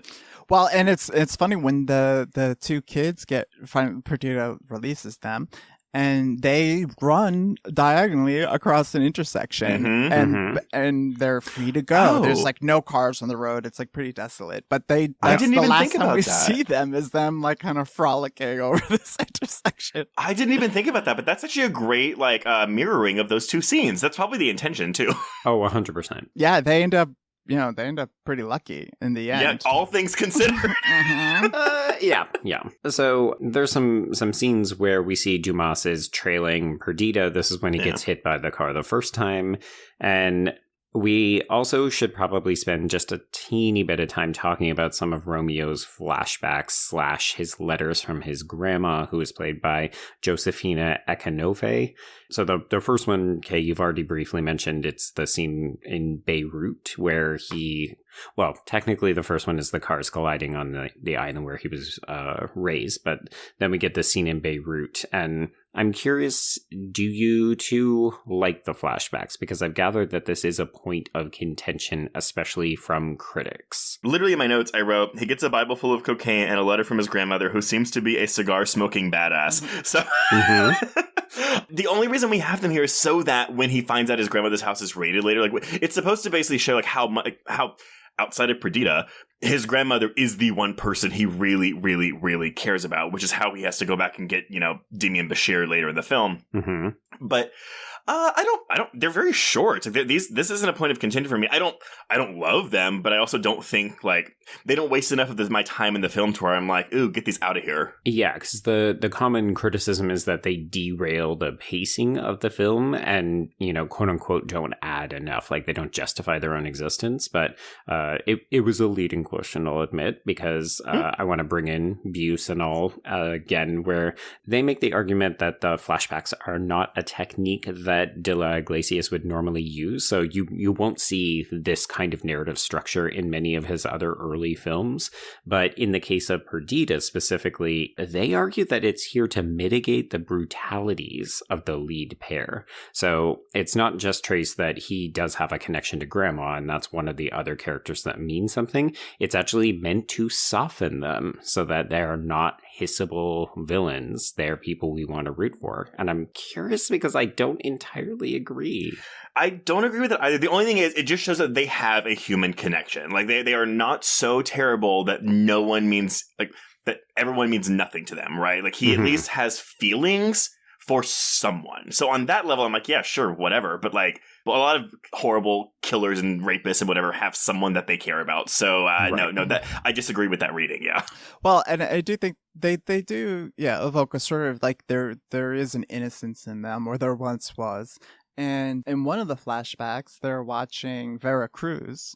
Yes. And, he talks about how he fell in love with the villain in that film. Right. And it's akin to us kind of being charmed by their villainy. And so I think that it goes to reveal a little bit more of what the film's trying to say. Although I think the flashbacks in general are kind of like a nice way to cover some of the things that are in the book, or like when you're adapting a piece of literature in general, it's really hard to kind of get it all in there or work in some of these asides. And they don't I don't know if they necessarily add or take away from the film, but I do think it's indicative of an adaptation. Well, to me, though, okay, so let me clarify this. So first of all, it's not like how us as queer people also love to idolize villains anyway. I mean, look, we can look at Ursula in Little Mermaid and be like, oh my god, queen, yes, work. But she's also like a horrible octopus. But also, Hey, I don't think it's these flashbacks. Yeah, I don't think they're trying to make us like, oh, like look at them. I do think it's to make them a bit more relatable, which is the intention, to be like, oh, look, oh my God, like you start to relate to them, but then it's like, oh my God, but I am relating to these horrible people. So again, that to me goes back to Iglesias' line of, I want the audience to feel the immorality of these characters, and I think part of that is making you relate to them in some shape, way, or form, even if it's just something as, oh, he really liked this movie growing up, it had a special place in his heart, or oh, he really cares about his grandma. I care about my grandmother too. Oh my God, we're just alike. Like that to me is like that kind of ballpark, but not like, oh, we're trying to like make you empathize with this person. My mom is named Martha too. Yeah. Oh my God. Exactly. Fuck Batman. Yes. Yes. Yes. Joe, that was good. All right, well, let's talk about another character that we have not discussed, which is pedophile Crazy Eyes Santos, who is played by Don Strout. And so he wants to hire Romeo to deliver this truck of refrigerated fetuses to Las Vegas for skin care purposes. What do we think of Crazy Eyes Santos, folks? First, I do want to say that the reason it's fetuses is because Iglesia was like, it was Gifford. No, Gifford said, I had just, everything with Mexico is drugs. I wanted to do something that wasn't drugs, so I came up with fetuses. Well, it was in the book, although there were placentas. So But I actually don't have strong feelings about this character. I love that when we meet him, he's like cutting meat off a spit in his limousine. Yep. An illegal meat. Mm-hmm. Yes, of course. Of course it has to be illegal meat. I mean, what did you take that to be? I went horse. Did you interpret that as something else? No, I think he called it some kind of ham. Okay. Maybe a boar of some kind? Yeah. I don't know. Nevertheless, he's fine. The problem is because there isn't really a main villain or a big bad in this film. Right. The conflicts, the people who are antagonizing Perdita and Romeo, they have very little screen time. It's just kind of like their shadow is looming over them for most of this. So again, I don't think he's that imposing of a figure outside of the fact that it's just, he's the big gangster boss guy. There you go. Well, but he does sexually assault a child. Yes. Yes, very much so. Which is almost a blink and you'll miss it kind of scene where you're just like, oh, did he just hit her? Or, oh, no. Yeah. Mm-hmm. And he was, the scene prior, he was playing a clown at a children's birthday party. Yes. And the last time we see him in that scene, he's kind of making a goofy face to the girl. Mm-hmm. And then the next scene, he slaps her and says, "No teeth." Right. Yeah. It's fucked up. But again, like I think he has 3 scenes in the movie. He has this limo scene, he has the scene of the birthday party, and he has the scene where he tells Reggie, "Go kill Romeo." Yeah, more or less. Yep. And he reinforces the idea of being sort of the master of your domain, or he says like a man should live his life on his own terms or not at all. Yeah, I mean, there's a certain. The fact that we're dealing with a film from Spain doesn't surprise me that we are having discussions, at least, about what it means to be a man and living your life as a man. I think it's all kind of hilariously fascinating because this is a bunch of men talking about what it means to be masculine in a film named Perdita Durango, where the strongest, most capable character is Perdita Durango. Well, I know, and that is Gifford. That Gifford was like, I've always found, especially in writing, that women are smarter and stronger and more resilient than men. Yeah, no lies detected. Yeah, but you're right, Joe. I mean, yeah, that is absolutely almost satirical to the point, right? But it's so subtle, right? Like, I feel like a lot of people could just watch this movie and think, oh, it's just glorifying violence by these low-life characters. And they're not going to see the imagery. They're not going to see the kind of criticisms of capitalism and masculinity and other things. Like, it is a smart film. It's just that it sometimes hides it under this mask of, like, lowbrow exploitation. Yeah, absolutely. There's a clown motif in this film, and it's almost always related to masculinity. Yeah, because Gandolfini definitely is a clown, but he, like, not just the character, but he increasingly starts to look comedically like a clown as he accrues injuries, right? Mm-hmm. Yeah. And to the gender aspect of this, like, Perdita is one of the only characters where you can really see her inner life in her eyes. Like, you can see her struggling with certain things, or, you know, she does, there is a sensitivity to, there's like a hint of second doubt in a couple moments that sort of... Because also Perdita has a history of childhood sexual abuse. Again, witnessing her sister and her nieces get murdered. So there's something there where you can be, I can see maybe why she is this way, but the film also never really offers it as an excuse. It's not to be an like, excuse, yeah. Well, but it's also, to me, it's not a full explanation. Like, okay, yeah, sure, she was sexually abused as a child. Sure, she saw her sister get killed. Those are traumatic incidents, absolutely. But do I think that those are the reasons or the only reasons why she is the way she is today? No. And I kind of love that mystique about her.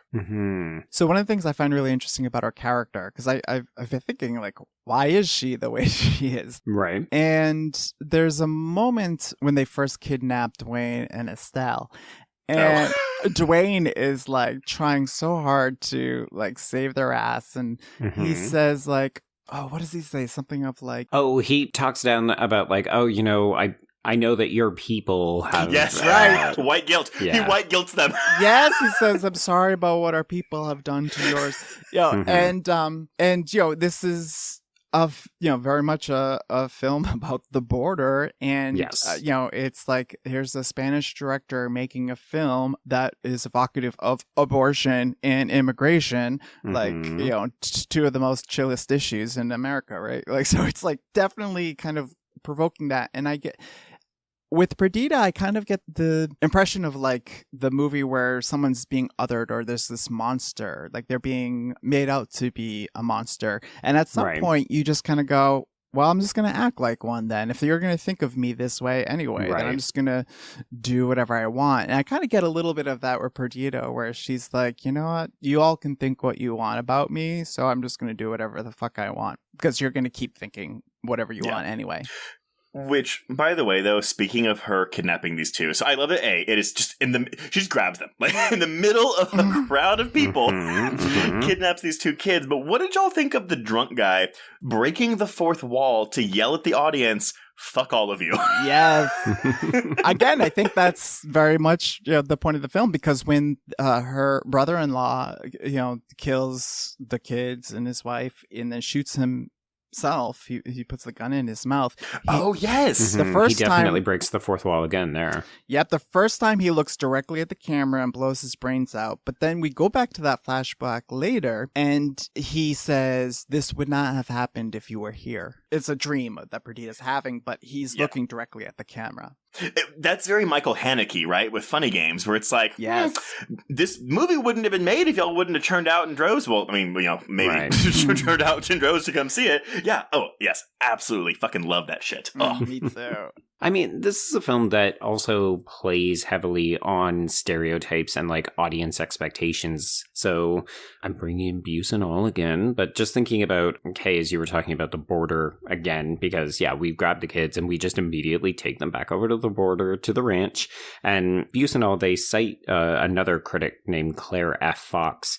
And she says, in the popular imagination, the border is a highly eroticized milieu of outlaws and whores, and the association of Mexico with the lower body is still very prevalent in contemporary U.S. popular culture. And I very much got the sense that even though this is a Spanish filmmaker adapting a book, but it's about like the Mexico-U.S. border, this film savvily knows that, like, if you say, oh, we're taking white kids into Mexico, danger, like these poor children, they're going to be sold into sex slavery and blah, blah, blah. And yes, like these are the things that happens, but the film is doing it with such a wink, wink, nudge, nudge, like, hey, you fuckers have stereotypes and we're playing on them. We're not perpetuating those stereotypes. We're just activating the ones you already have. Yeah.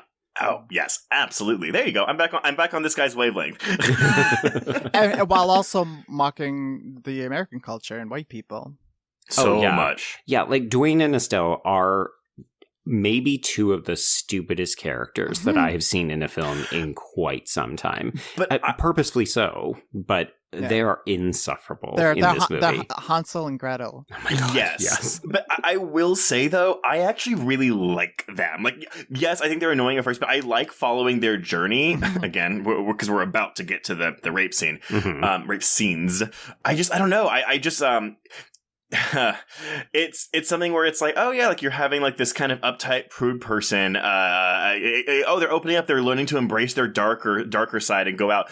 Unfortunately, it takes a sexual assault, among other things, to instigate this for them. But that is what the movie is wanting to do. But again, I really like following their journey from point A to point B or D. Well, and when we see Estelle's room in the beginning, she also has a poster, Nirvana poster, hanging on her wall. And under the shirt that she's wearing when she leaves the house, which is revealed later, is a shirt that says "Rape Me" on it. Oh, because that is a Nirvana lyric, right? A song, yeah. Yeah. So speaking of rape and sexual assault, let's talk about the way that this is presented in this film, because Trace, you kind of suggested that if folks were going to have an issue with this film, it would likely stem from this pair of scenes. Yes. So, first of all, I do love that the setup, because we have, after this philosophical religious conversation between Dwayne and Romeo, where we get that crucifixion flashback. Oh, you mean his sticker book of Aztec sacrifices? Yeah. Yes, that. But he's like, I'm just filling in a little holes in Dwayne's education. And then Perdita walks out and goes, well, my little intellectuals, I have 1 or 2 holes that need a little filling myself. Yes. Rude. I was just saying yes, but then I was like, oh wait, no, they're about to rape them. Well, okay, so that's the thing, okay? So Rebecca McKendry says this about in her interview on that disc. She goes, the rapes are not comedic, but they are bookended with comedic scenes, which is something you can't really do now, or even back then. Right. It's a very slippery moral area that makes it a very hard movie to stomach. She refers to Perdita Durango as a demented, ugly unicorn of cinema of how did this happen? Because we will never see another film like this again. But you're right.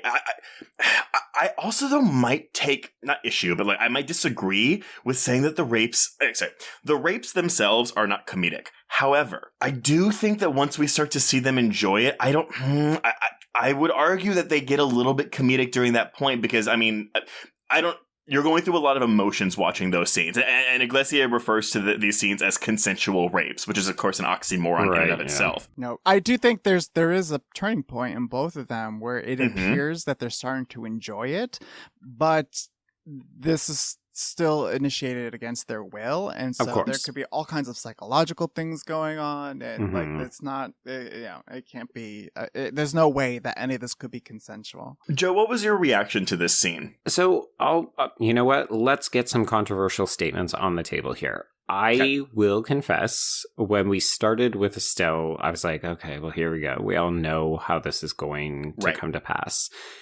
And then when we got to Dwayne's sexual assault, I kind of silently cheered, because I was really happy that for once we were actually normalizing the fact that men are also raped. And I unfortunately do think that Dwayne's piece is treated slightly more comedically, like the way that Perdita reacts to his tepid enjoyment and then subsequent like non-climax is, I think it has a comedic beat to it. I don't know if the film treats it like a punchline. Well, but we have that really quick cutaway to his first time where he's having sex with a very large woman, right? And that to me feels more like a punchline. That one feels fatphobic and judgy. Yeah, it very much is. It's like a Farley Brothers moment, but it's also it's in the script too. It's like written as ugly as it's depicted. Yeah. Yeah, like that one is deliberately meant to be, oh, well, his first time barely even counts because it's this disgusting woman. And you're just like, oh, okay. So yeah, we've got like layers upon layers of just not greatness going on here. But yeah, in a way, I was glad that we didn't just say, oh, well, Dwayne just sits there and has to listen to his girlfriend be sexually assaulted. It's no, we are going to sexually assault both of these because that could and does happen. Well, and that's the thing, right? So Dwayne's is over first. This is the briefer of the rape scenes. And Perdita brings him over to watch Romeo rape Estelle. But again, this is when we and Dwayne see that she, I'm going to say, starts enjoying the rape. It appears that way. And it does seem to, it is a pivotal moment for the characters where they kind of seem a little more liberated from this moment forward, and then increasingly so. And so when Dwayne and Estelle end up having sex with each other, Dwayne says, oh, they can see us. And she says, let them. Doesn't care. Yeah, let them see us, which is indicative of their arc in this film, but I think it's also let the audience see us fuck. I think that final scene is meant to also make us feel slightly less grossed out by this earlier rape scene. Like, well, it didn't have a negative lasting stigma on them. In fact, look, they can still enjoy sex and maybe even more so. And then they get to go off and have their happy ending at the end of the film. But it's only via this non-consensual rape. Yes, exactly. So that's the thing, right? I mean, look, that arc I was talking about earlier was, oh yeah, we have these uptight characters that like get to let loose and have fun. Yeah, but it takes something like rape in this movie to make that happen, and that's gross. That's sick. That's wrong. But that is absolutely what the movie is trying to make you feel in this scene. Because they're also kidnapped, held hostage. Threatened with their life several times, almost sacrificed. Like, they're not, in addition to the rape, there are several traumatic things happening to them. Oh yeah. And the fact that they get to skip away holding hands is pretty discordant. Yeah. I'll confess, I actually, I don't think glibly said it, but at the beginning of this recording, I said, I don't think that this is the worst sexual assault that we've seen or that we've talked about on the podcast. I'm still going to say the girl with the dragon tattoo was, to me, more upsetting than what we see here.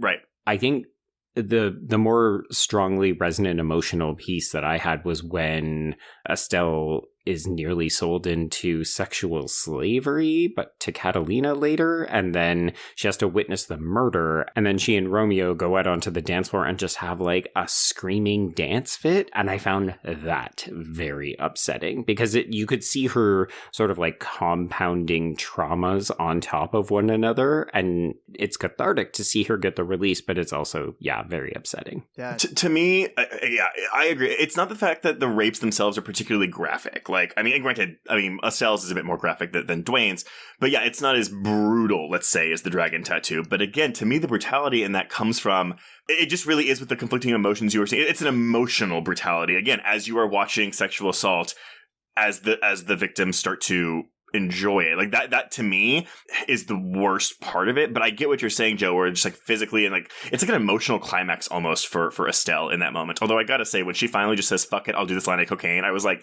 you know what, I would too. After the days you have had. Do it. I think one of the other challenges with these rape scenes is that we don't get a ton of insight into how Dwayne or Estelle feel about them, right? Like, ultimately, they are characters in this movie. Like, I would say that this is a central foursome, and yet, obviously, the two real characters are Perdita and Romeo. We have a better understanding of what's driving them and who they are as people.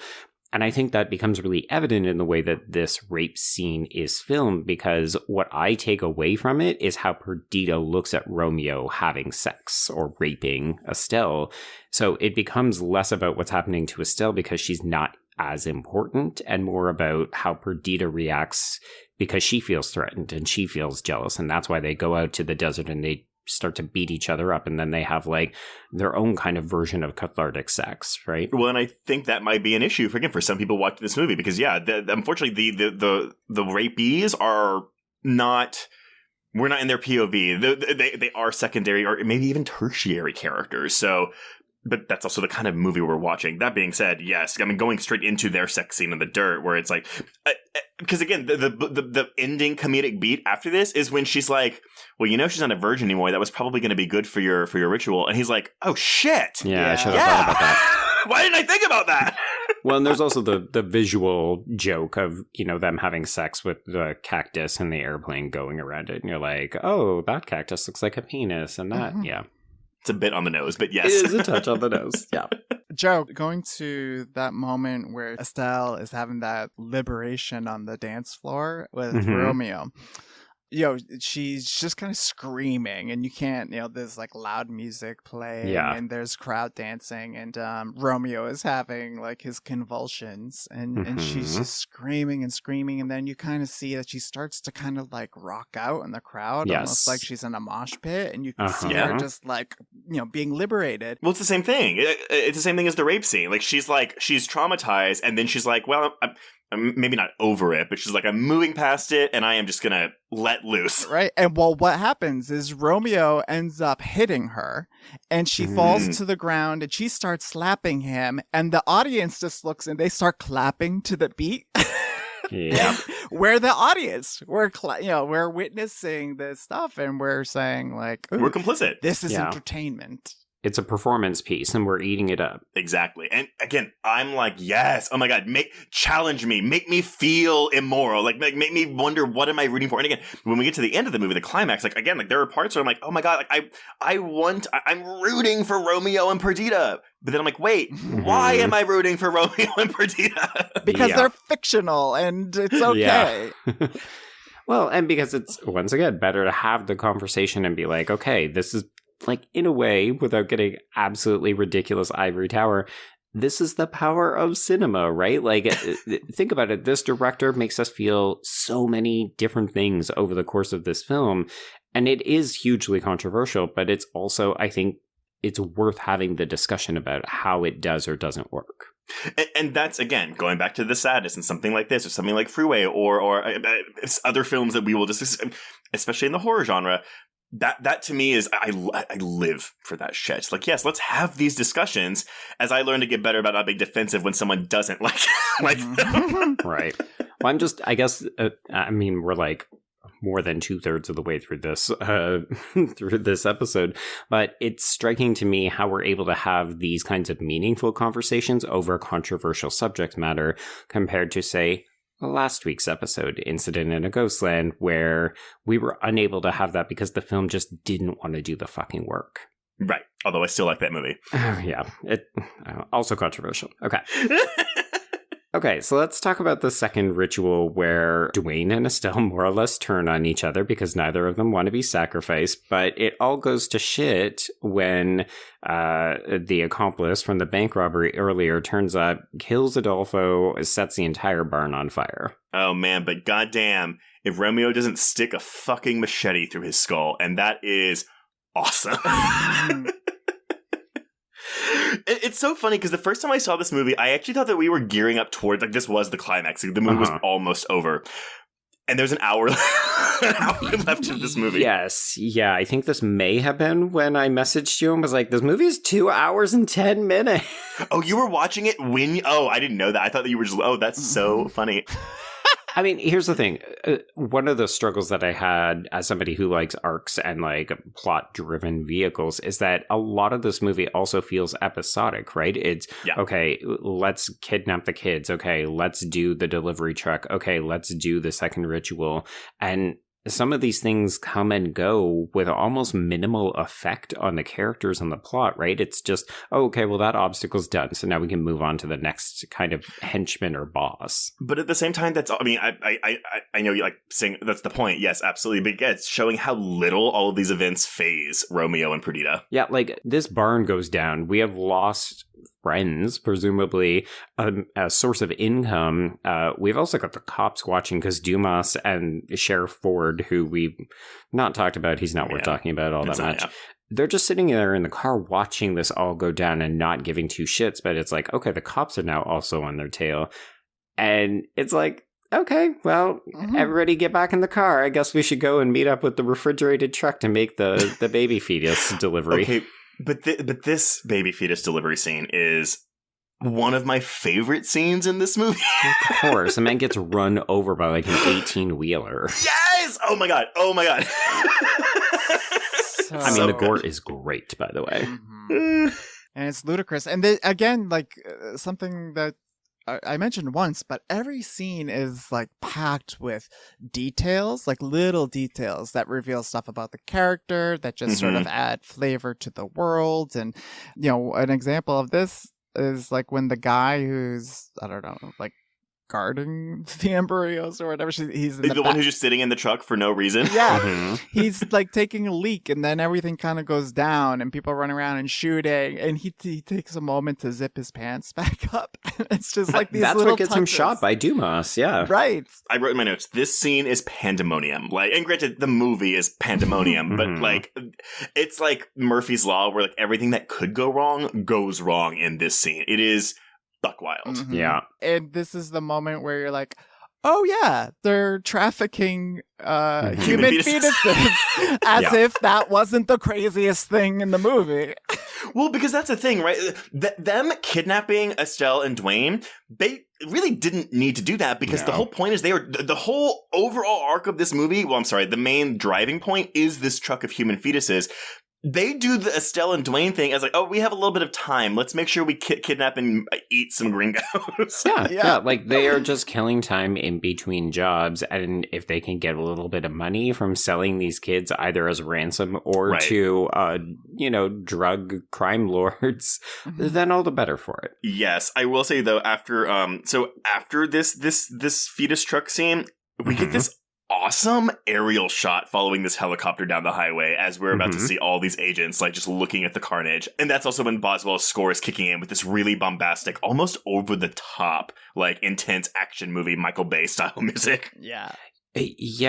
Actually, Michael Bay is it feels appropriate for the scope of this particular section. And I think it's because a lot of the time it feels like we're shooting on the ground, right? Like we are at the level of our characters. So we're seeing a lot of like head-on shots. And this one feels like we're really opening the world out, but it could be like, oh, is this a cutscene from The Fugitive? It feels out of place, but for me, in a good way. Mm-hmm. So this is also the introduction of Agent Doyle, who is played by Álex Cox, who, as we mentioned earlier, is more well-known as a director. It's funny, he's on the record as talking about De La Iglesias' shooting style, because apparently he does not like actors a great deal, and I think it has something to do with the way he plots the films. Like they're very heavily storyboarded, as Kay said. So actors are just like human meat puppets that he has to like shoot to make the movie happen. And Cox was like, yeah, it was just like a really perfunctory thing where it was like, okay, stand here, we're gonna get the lighting. Okay, get the fuck out of here. Now we got to do other things. I love this camaraderie between them because before I even realized, I mean, I've seen a few of Álex Cox's films, but I didn't know what he looked like. And so the first time I watched this, I didn't know that he was in the film. So before I had made that realization, I had already thought that this film and Sid and Nancy actually would make a really good double because they're both self-destructive but genuinely affectionate couples that you want to root for their love even though they're terrible for each other. And Day of the Beast and Repo Man, I think, are complement each other really well as too. So I'm really into the Álex Cox component and the fact that he was only in the movie because he was supposed to be directing Fear and Loathing Las Vegas, just north of this production. And when that film kept the production kept ballooning up, and the studio didn't think he had the experience to handle it. But that's another desert movie. That's Las Vegas, and it's kind of delirious. It's so funny because I've never seen it, and I only know it based on like the cover of the film. And that cover gives me absolutely zero desire to check out Fear and Loathing in Las Vegas. I don't remember. It's been since high school. Although I know I say, we can't stop here. This is backcountry all the time. I love the lines that we randomly pick up along the way, right?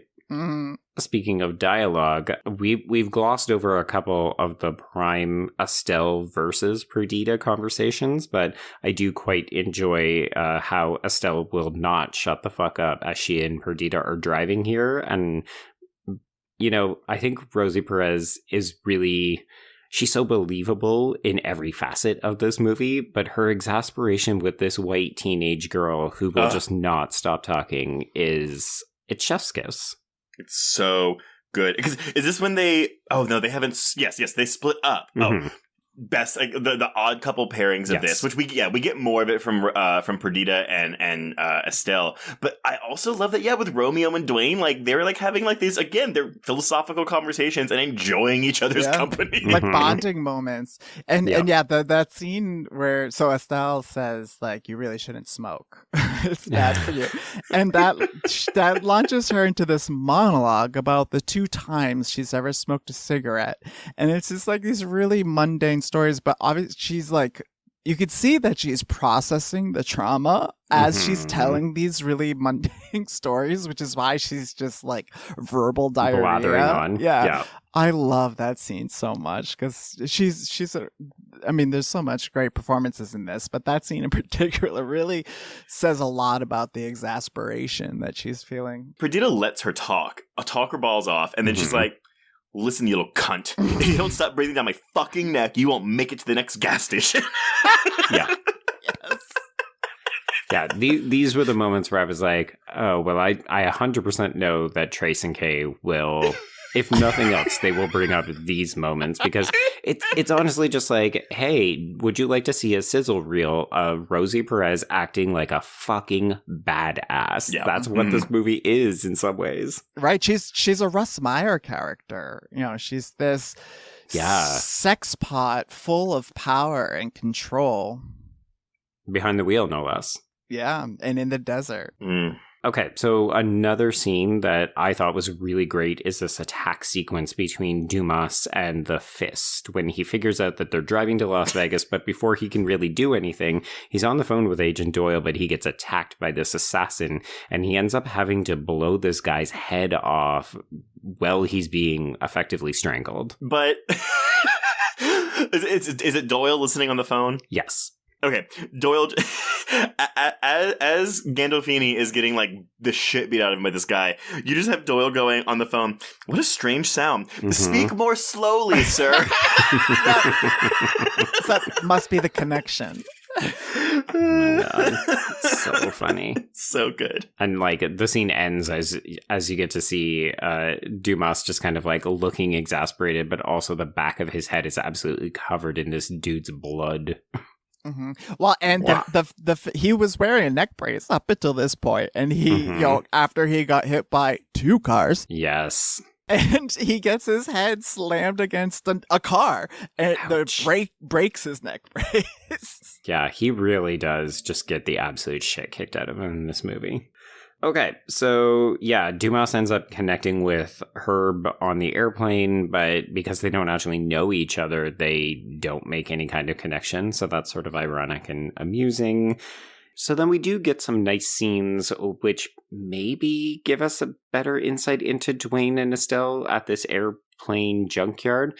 And I feel like if folks were like me and watching this for the first time, you might have spent other scenes being like, well, they're not trying hard enough to get away. So I kind of appreciated that we do get this moment where they try to take off and it just doesn't work for them. It's a fun little suspense scene, though. Yeah. We get to see Perdita drive like an absolute wild woman, and that's always fun. And it's a good set piece. Well, it's also, I think, to show, because the reason they run is because Estelle has to like call Dwayne's masculinity into question. Yeah. So, I don't know. I mean, I think this is more of a developing scene for Estelle than it is for anyone else. And I love he's in that like woman's top. He looks so cute in those shorts that Romeo just grabbed from the store. Yes. Oh my God. And Romeo almost kills him, and it is Perdita who convinces him not to, because they might be useful later. Which, do y'all think that really is the case, or do you think she just doesn't want him to kill him? I think the latter, personally. I think at this point she's kind of realized, oh, maybe we did these two dirty, but they don't need to die for this. I think the same, but I don't know. Like, I feel conflicted about it, because like that's how she plays it. I think the performance is right. showing that, but I also don't feel like that's the character. To me, it's a little bit of both, to where I'm like, I think she's leaning where like, I don't feel like killing these kids. But that's kind of it. Like, I don't feel like killing them, instead of I don't want to kill them anymore. But I still think she kind of subscribes to the Romeo belief, where it's like, I'm not planning. We're just going to see what happens. I don't think we need to kill them right now. But if they die, no skin off my back, I will continue living my life. Right. Yeah. She's very much of the sense that what happens to other people doesn't really matter to her. Although if they do kill them, she could be like, well, but then I'll be in more trauma, and maybe I've had enough. Maybe this has Also gone as fair. far as it needs to go. Well, it feels like at this point she's realized, we could score a really big payday if we just kind of keep our heads down and get this delivery accomplished, right? Let's not forget that we've also gotten quite a few sort of like nods to Romeo's fatal ending. Like, this is moments after he's pulled the card that says, you're gonna die. So maybe she's like, let's just score the money and not tempt fate. Oh, actually, no. That's actually a really, really good point. So yes, she doesn't want to kill them, but it's not because of them. She cares about them. It's because she cares about the bad juju they're gonna get, which is ironic considering everything they've done. But she doesn't want it to worsen her chances of losing Romeo. Yeah. So when they're pulling the cards, Estelle gets the mermaid, which means luck, and then Dwayne pulls the clown, which I actually forget what the clown. and then Romeo draws the skull, which of course means death. But Perdita, she never draws a card, right? She kind of does. Like she has someone else draw a card later, and it's a snake. And I do think that there's been a few like snake references to Perdita, and she's got like cobra eyebrows. But I do think it's significant though. Well, I think to me that's also very much a statement that not only is the movie fucking named after her and this is her story, but like she won't play by the rules of something like fate. You know, Romeo has all these philosophical conversations about what drives him and his responsibilities and like his religious connections. And Perdita doesn't have that kind of stuff, right? Because she is her own master. Like, she's the one who is driving the fucking vehicle. Whereas Romeo, it feels very much like he would respond to something like, oh shit, I pulled the wrong card, and now I'm going to start taking more chances. Like, I'll leave Perdita at home and I'll go and make this drop off of baby fetuses myself, which is a sentence I just had to say out loud. So one of the things that is standing in their way is this looming threat from Catalina, which is a drug lord gangster that Romeo owes money to and is played by a very young looking Damien Bashir.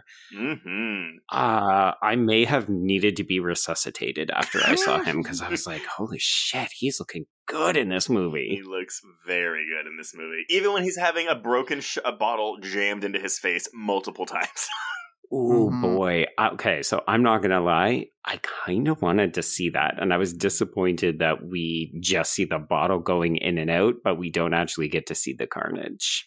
There is one very quick shot. It's like in the middle. So like we get him jabbing him a couple times, and then we have a cut of Bashir's face, and then we cut back to him stabbing him more with the bottle. So it's like a mid shot, and it's like a second long, if even that. But so you can pause it and see it, but yeah, we don't have an after shot of the carnage. It's pretty gross. Yeah. Well, and just before then, he has a line that reinforces the control motif, where he says, "You have to keep up with everything in this business. You don't know what's happening around you. You're dead." Yes, yeah, which is hilariously ironic since he's about to get murdered. And he doesn't know that he's being hoodwinked. Yeah. And neither does Estelle. He's like, "Oh, here's $10,000 that I owe you, and what was the rest of the money?" He goes, "Oh, she's right here. This is the other half." And Estelle's laughs. She's like, "Wait, what?" I don't understand her responses in this scene. Again, I have to maybe chalk it up to trauma, but I'm like, girl, what makes you think he is joking about this? Nothing about the way he is talking about you or has ever talked about you would suggest that he is not planning to follow through with this. Well, but again, it's a thing where it's like, he'll do it if he needs to. But if he gets away, is able to kill him, then we're good. We're fine. Like, we'll keep her on in case we need her for later. I don't know. Are you sure that this isn't an attempt to kind of soften the character up? Because there isn't a reason why he couldn't have just left Estelle there and said, my debt is now paid. I don't have to worry about your goons coming after me. I mean, it might also be kind of a reverse Stockholm syndrome, which has to be a thing, right? Where it's like, yeah, the kidnappers are learning to empathize with their kidnappees. But again, I don't think it makes them softer because they still did all these horrible things. Yeah, well, I don't know if it makes him softer. I believe that it was not his intention to actually go through with it. That's what I thought, like too. ever, right? Like, I honestly thought he was fucking with her most. I mean, like, that was what he was going to tell him, yeah, but like, he always planned to go there and kill Catalina. Mm-hmm. I would assume the only way he would have actually gone through with it is if there was no way for him to kill Catalina and get away, I guess. But I don't know. Also, I kind of think that even if he couldn't get away, he would have killed him no matter what because of what he did to his grandmother's house. Right. Yeah, that is a valid point. Okay, so we're moving the action into Tucson. This is basically where the foursome are going to get, they're going to lay low for a little bit with one-armed Doug, who is played by Miguel Galvan. But as they're getting out of the car and sort of like getting set up, this is when Herb, Estelle's father, notices them, and he is immediately hit by a car and killed. He twirls 3 times. Yes! Oh my god, air. he does a bunch of flips, and then we cut to this obscene cartoon of some demon like fucking a woman and talking dirty to her. Like tentacle porn. Yes, I want to say it's Ninja Scroll, but I can't be certain. I feel like somebody who maybe knows their hentai is going to let us know after the fact. I think I saw the title somewhere, and it was really long, and I was confused at what it was at first, and I'm like, that must be the anime. I forgot. It's a very real thing. I will say Herb's death sequence is hilarious, though. Like, that kind of U.S. gymnastics team aerial stunt is fantastic. But again, it's like, why is that here? I don't know, except that it's just funny. That is the only reason it's filmed like that, because it is so bizarre. Yes, it's more cartoonish than any of the other collisions. Which, I guess maybe that's why then we have the smash cut to a cartoon, right? Well, and I think it's a condemnation of how ineffectual Herb is, right? It's like, look at this. Even his death is hugely comedic because he is just so out of his depth. Yeah, and I think it's also like evocative of Charles Bronson Death Wish kind of thing, where it's like the white man seeking justice on his own. But and Kay, at the same time, though, you referenced earlier that the movie has layers of Wile E. Coyote and the Roadrunner, and this is very much a, hey, here's the coyote getting hit by a car. Right, or yeah, like Romeo has just painted a tunnel on a brick wall, or a stone wall, and he rammed right into it. Oh my god, Tucson is just a stand-in for Toontown and Who Framed Roger Rabbit, apparently. Exactly. You know, actually, I couldn't figure out why, but there were a couple times that I was thinking Roger Rabbit. Because that movie is iconic. Gandolfini is Bob Hoskins. Oh, yeah. Previous episode. Go listen to it. There we go. So we see Dumas is becoming increasingly unhinged as we're moving into the climax. He is just berating this poor IT person to try to get a better sense of where the truck might be headed. It's all a bit of nonsense, but if you've been enjoying Gandolfini's performance, this is kind of like, okay, one last little tasty morsel. So this is when Estelle and Dwayne put on their sexy show for Romeo as he kind of half watches. Woman, thou art loosed. We also, there's one really funny line that Estelle has. It's before we even get the flippy car death, but it's whenever she's telling Perdita about the trap in Vegas. And she just goes, I know someone named Santos wants to kill Romeo in Vegas. A Mexican man told me before dying. Oh my god. See, that sounds like a Freeway line to me. Yeah, I think next she says something like, and I'm not making that up. Like, she realizes how, like, she's like, oh, that's a sentence, just like what Joe said. That's a sentence that I just said.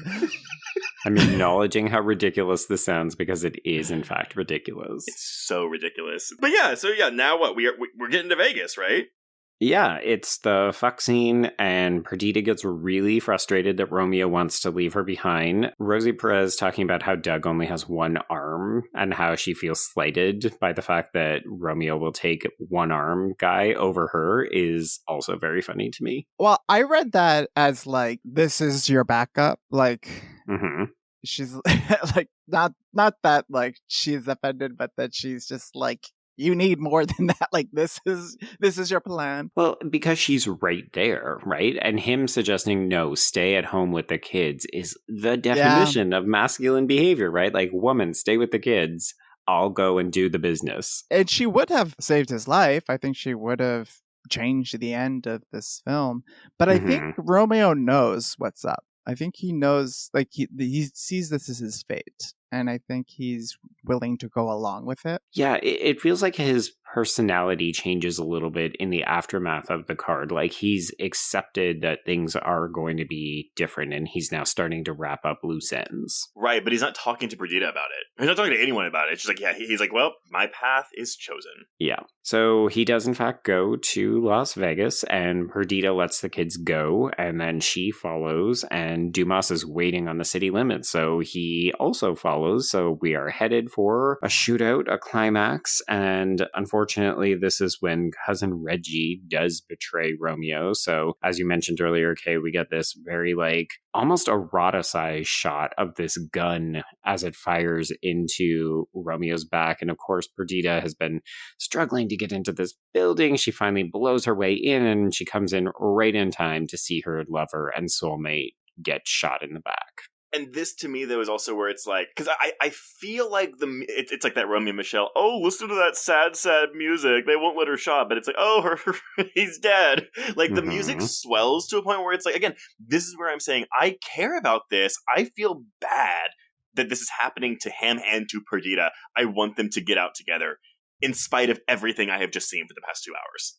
It's weirdly melodrama, right? Yes. Like, it feels so heightened. And yet we know we shouldn't be swept away. We know we shouldn't care, but we can't help but realize, oh, I kind of wanted them to get away with it. To me, it was like, oh, it's Thelma and Louise. I wanted them to go out riding a wave of glory, like go down in a hail of gunfire even. But instead, it's just like, no, Perdita just has to watch this guy get blown away. Despite like all the movie and how its attitude towards everything it's doing, yeah, we have our Estelle and Dwayne who are, as Kay said, run off frolicking in the street off to God knows where.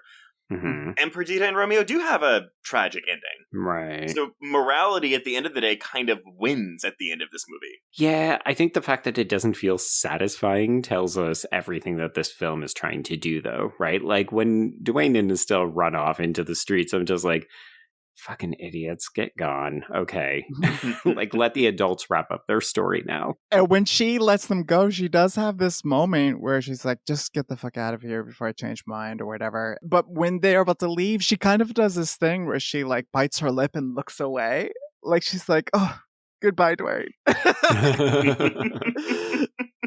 I never for a second believed that she cared about the welfare of Estelle, but I do think that she kind of begrudgingly came to like Dwayne. Her type is himbos, 100%. Right?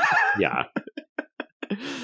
Well, unfortunately, we'll never really know because we don't. I mean, outside of the acting, the incredible acting that Perez does in this film, yeah, we don't really get that insight to that character. No, and even the end of the film, which feels exceedingly melodramatic, it's just her silently walking the Vegas Strip while kind of quietly crying, and then it's just like credits. Off to the next adventure. Well, because we get this kind of also romanticized for Romeo's death scene as the image of the screen morphs into a scene, a shot from Vera Cruz, which, by the way, is only in the Spanish cut of this film. This did not make it into any US DVD or anything. Oh, that's so stupid, because that earlier scene would have no payoff then. I think it was a rights issue. Oh, I see. Okay. But nevertheless, when he's dead on the ground, Doyle and Dumas walk up to him, and Doyle just goes, oh my God, look at his teeth. And then he just fingers his lips up and looks at his gums and his teeth, and he just goes, incredible. Mm-hmm. There's a lot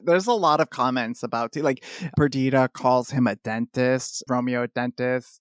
She's like, you're not a scientist, you're a dentist, because he has teeth. There's a lot. Yeah, it's because a character like him, you wouldn't expect him to have good dental hygiene. Like that's the film playing on our stereotypes of what someone like Romeo would look like. Mm-hmm. Oh, I thought he was talking about his tooth to gum ratio. No, it's the fact that his teeth are perfectly white and chiclet-like. I get it now, and that makes way more sense. Yes, look at this high teeth to gum ratio. Oh my God. But yeah, so we don't really have a lot of closure, because even still, Perdita watches them load his body onto the ambulance as Dumas just looks at her and gives her this playful wave like, I'm gonna get you. I'll see you later. Yeah. Mm-hmm. Well, and you know, Romeo dies the way he wants to. Like he thinks that is like the noble way to go, and 100%. he says at one point, "Without death, there is no sainthood." And he has a belt buckle with some kind of saint on it throughout the film. So I think this is like his being anointed as a saint, and kind of Right. commenting on how like our saints are these iconic figures in cinema. And it's kind of funny, though, because I feel like Perdita watching him get unceremoniously loaded away on this stretcher and seeing how life just goes on, she's like, no, it's not like that. This is just life and death. It's like, I have to go off and live mine. Oh, and you think the movie's because we just follow her as she walks down the Vegas Strip, and then it just freeze frames on her as the credits roll over her back. Well, and I think the fact that it ends in Vegas is also telling. It's like the this like the superficial nature of Vegas and gambling and excess, but it's also tacky and trashy and everything this movie is. Yeah, exactly. Yes, everything this movie is. And yeah, you know what? And that is the end of the movie. And I will just say, Kay, thank you for coming to talk about this. I love this movie so much. This is a blast from beginning to end for me. It is so funny and obscene, and I love it.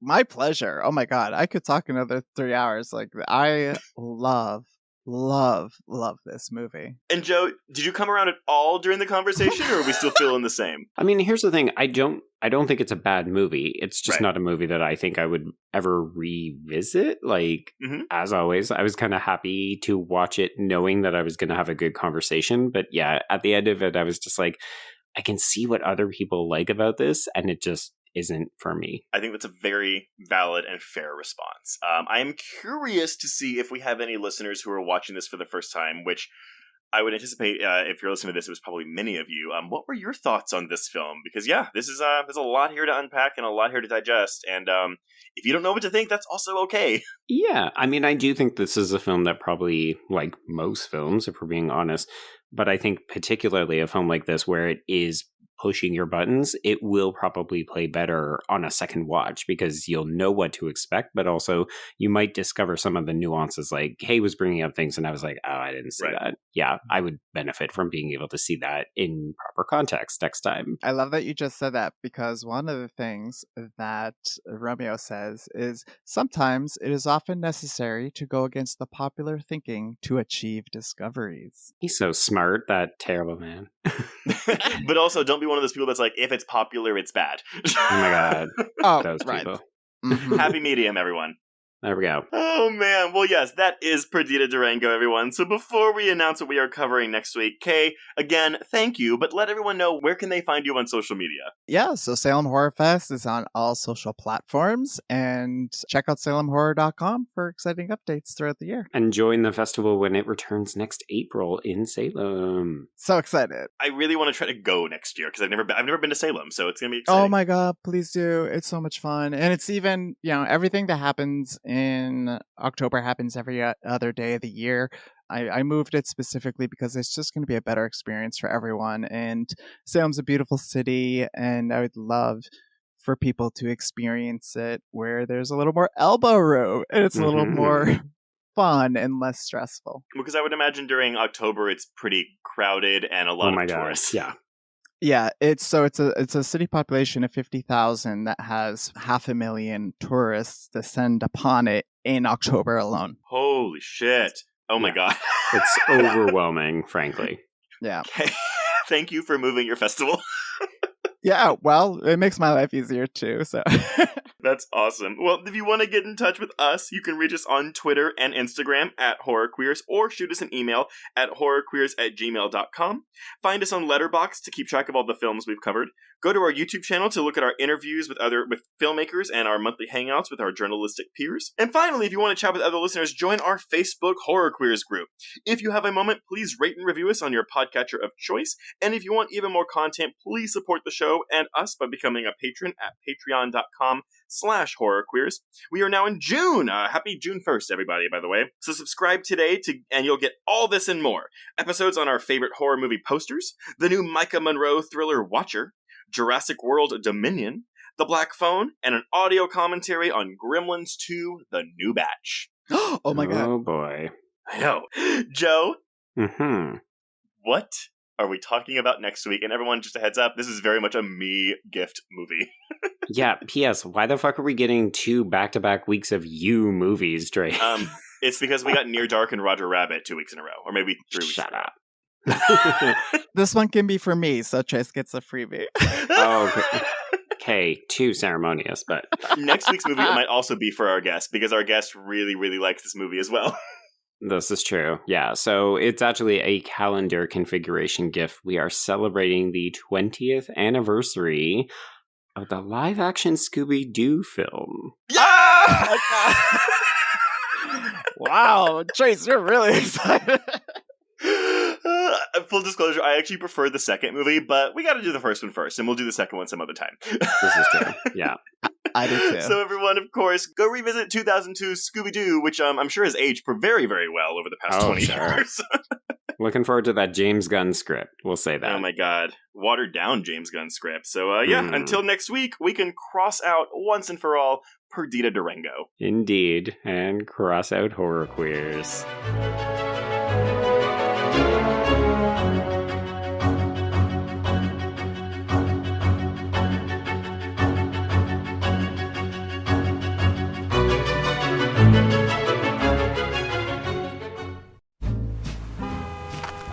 Atlas Avenue, a long stretch of road that encompasses everything the city of Kennett Heights has to offer. Neon lights, traffic, crime, the hustle and bustle of everyday life, and the craziest of characters. My office was above it all. My name is James Locke, and I'm a PI. Hello, Mr. J. How the hell you doing today? Good, Edith. Nearly every year I have a new case. New people to meet, new clues to discover, and new problems to solve. But I do it the old-fashioned way. No technology. Nothing post-1950. Hell, I don't even listen to podcasts, but you should. Atlas Avenue Beat is a spoof of the film noir genre with goofy characters, tons of wordplay, and non-stop raunchy humor. There's also 3 whole seasons out right now with more on the way. Just search for Atlas Avenue Beat wherever you listen to podcasts or visit us online at bloody.fm.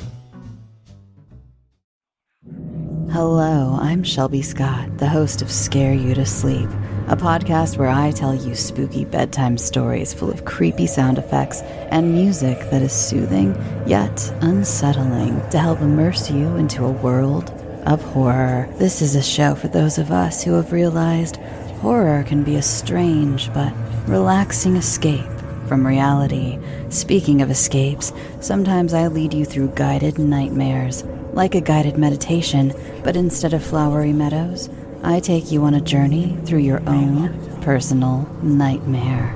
So come get lost in the terror with me. Listen to Scare You to Sleep wherever you listen to podcasts, or find us online at bloody.fm. Sweet screams.